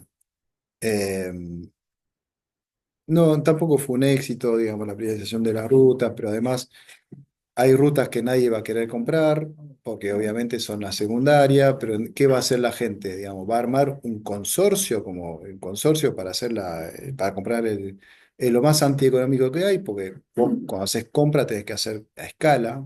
Para hacer una ruta no puedes comprar cemento, una máquina y decir, che, vamos a hacer esto. Y todo termina un poco como, yo tengo la sensación de que ellos como ven el estado ideal de ellos como una reunión de consorcio en un edificio de copropietarios, en que la gente se junta y define qué hacer.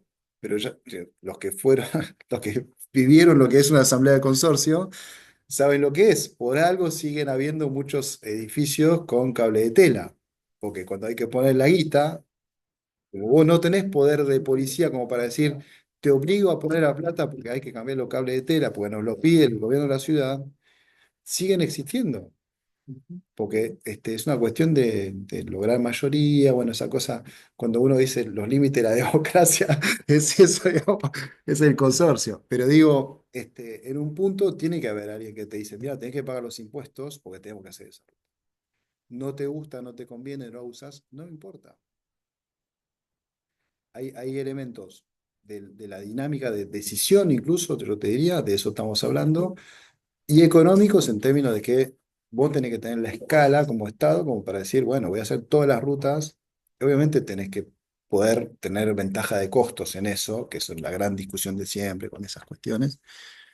Pero bueno, que resulta difícil pensar, digamos, desde ahí, cómo construir, cuál es la idea del Estado que tienen. Es un Estado que es un delirio, pero me parece que quieren ir por ese lado, pues lo de las obras públicas es un delirio, y ya lo vivimos, Sí, sí.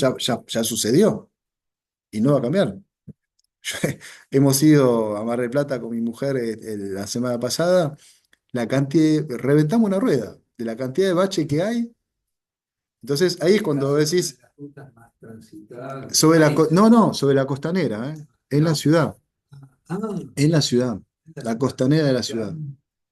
Entonces, a ver, en algún momento, ahí decíamos, a ver, que tiene 4x4 no le importa los baches, pero para el común de los mortales, digamos, es un problema.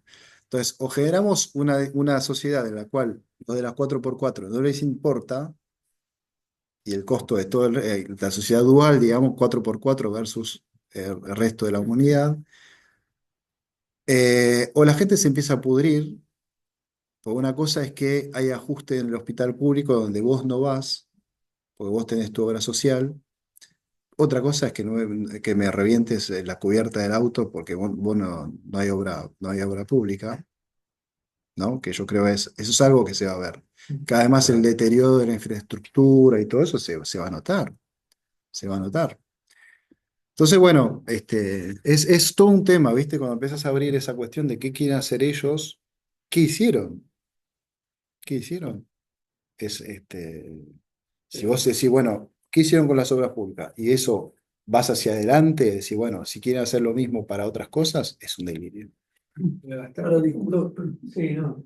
no, que discursivamente el gobierno logra instalar en parte la idea de que la responsabilidad de las provincias, porque Claro, traspasa eso de esta cuestión de la competencia fiscal y también la ineficiencia pública sería problema de la provincia. O sea, se sí, sí, corre el sí. Estado Nacional Pero, y ¿cuál es el ese problema? corrimiento, que es una especie de estafa El te, disimulada, pasa a ser bueno, problema de la provincia.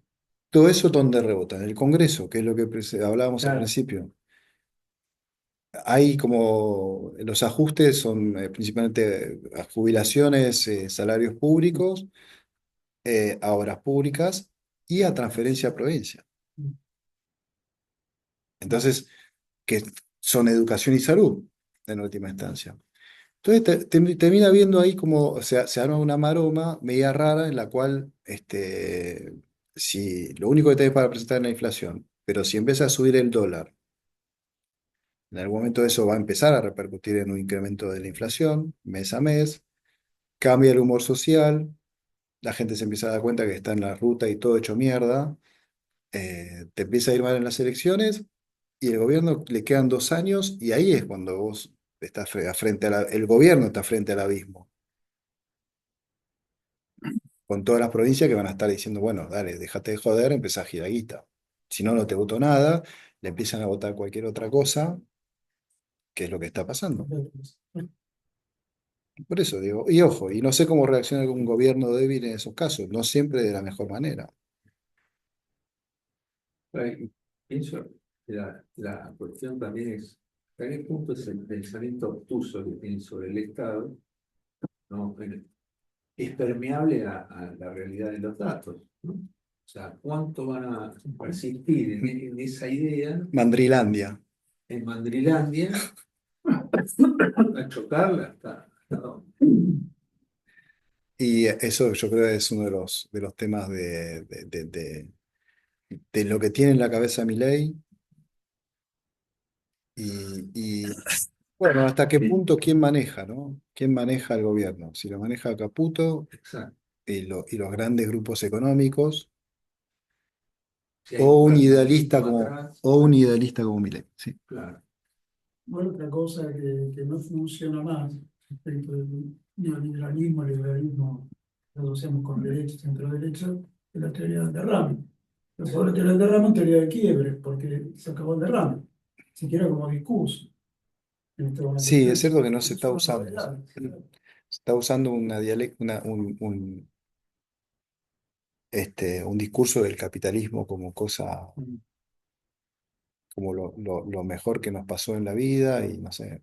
Y Jesús y todo eso, ¿no? La parte religiosa Y bueno, me está. hay que, no hay nada de El Dios realidad. mercado, el Dios Claro, mercado y el diablo Estado. Ese es claro. el discurso, punto, ¿viste? Lo que Es como pasa es una que los cosa, datos no hay nada de realidad, tienen que apelar a lo sí, místico. a lo místico. Pero yo creo que también hay responsabilidades detrás del administrar un Estado, hay quilombos legales, digamos. Sí, Bueno, puede dejar de pagar salario, me imagino. O sea, en un punto, ese déficit que cada vez, el superávit, que digo, que está cada vez más chiquitito, sí, con lo que vos estamos viendo, digamos, de cómo va cayendo la recaudación, sí. eh, Es va a un llegar un tema punto de ese. no va a alcanzar. Entonces, en ese no alcanzar, viste, quién le pone el gancho a no pagar salario? No sé, ¿cuáles instrumentos son? Entonces, tendrían que inventar un impuesto nuevo.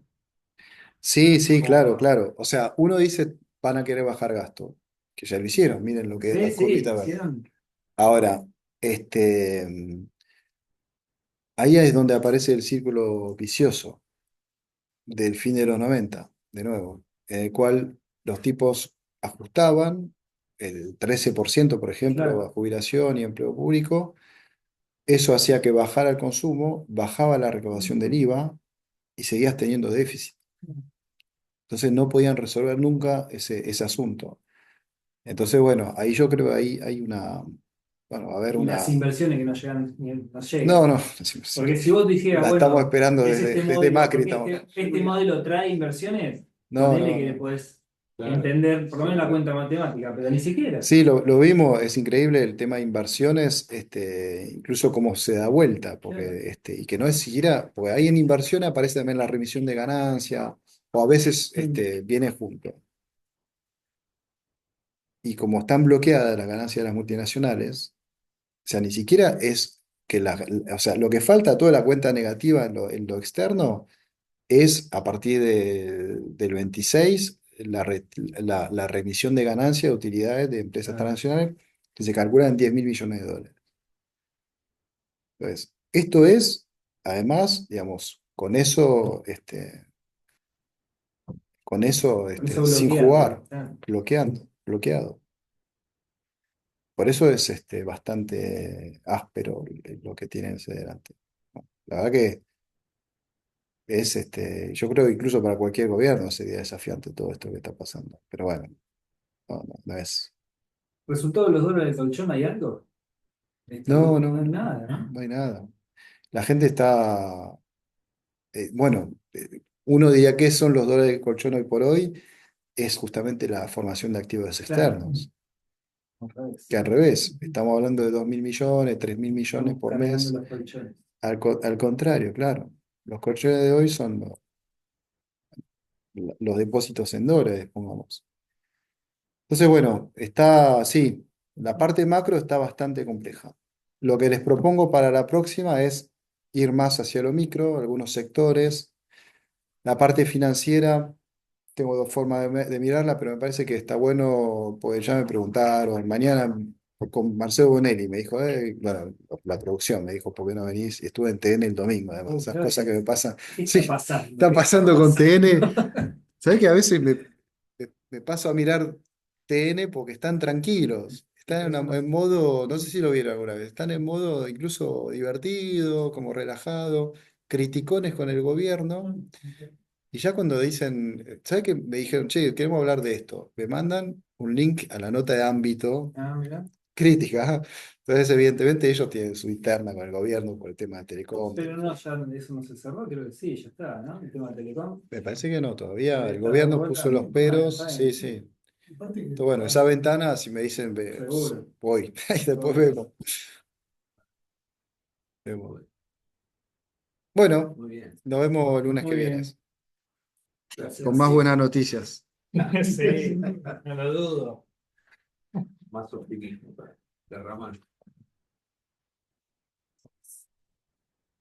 Cómo me gusta dar buenas noticias. Qué lindo es dar buenas Qué noticias. lindo decir. ustedes Qué que van, lindo dar que van a buenas los noticias. medios,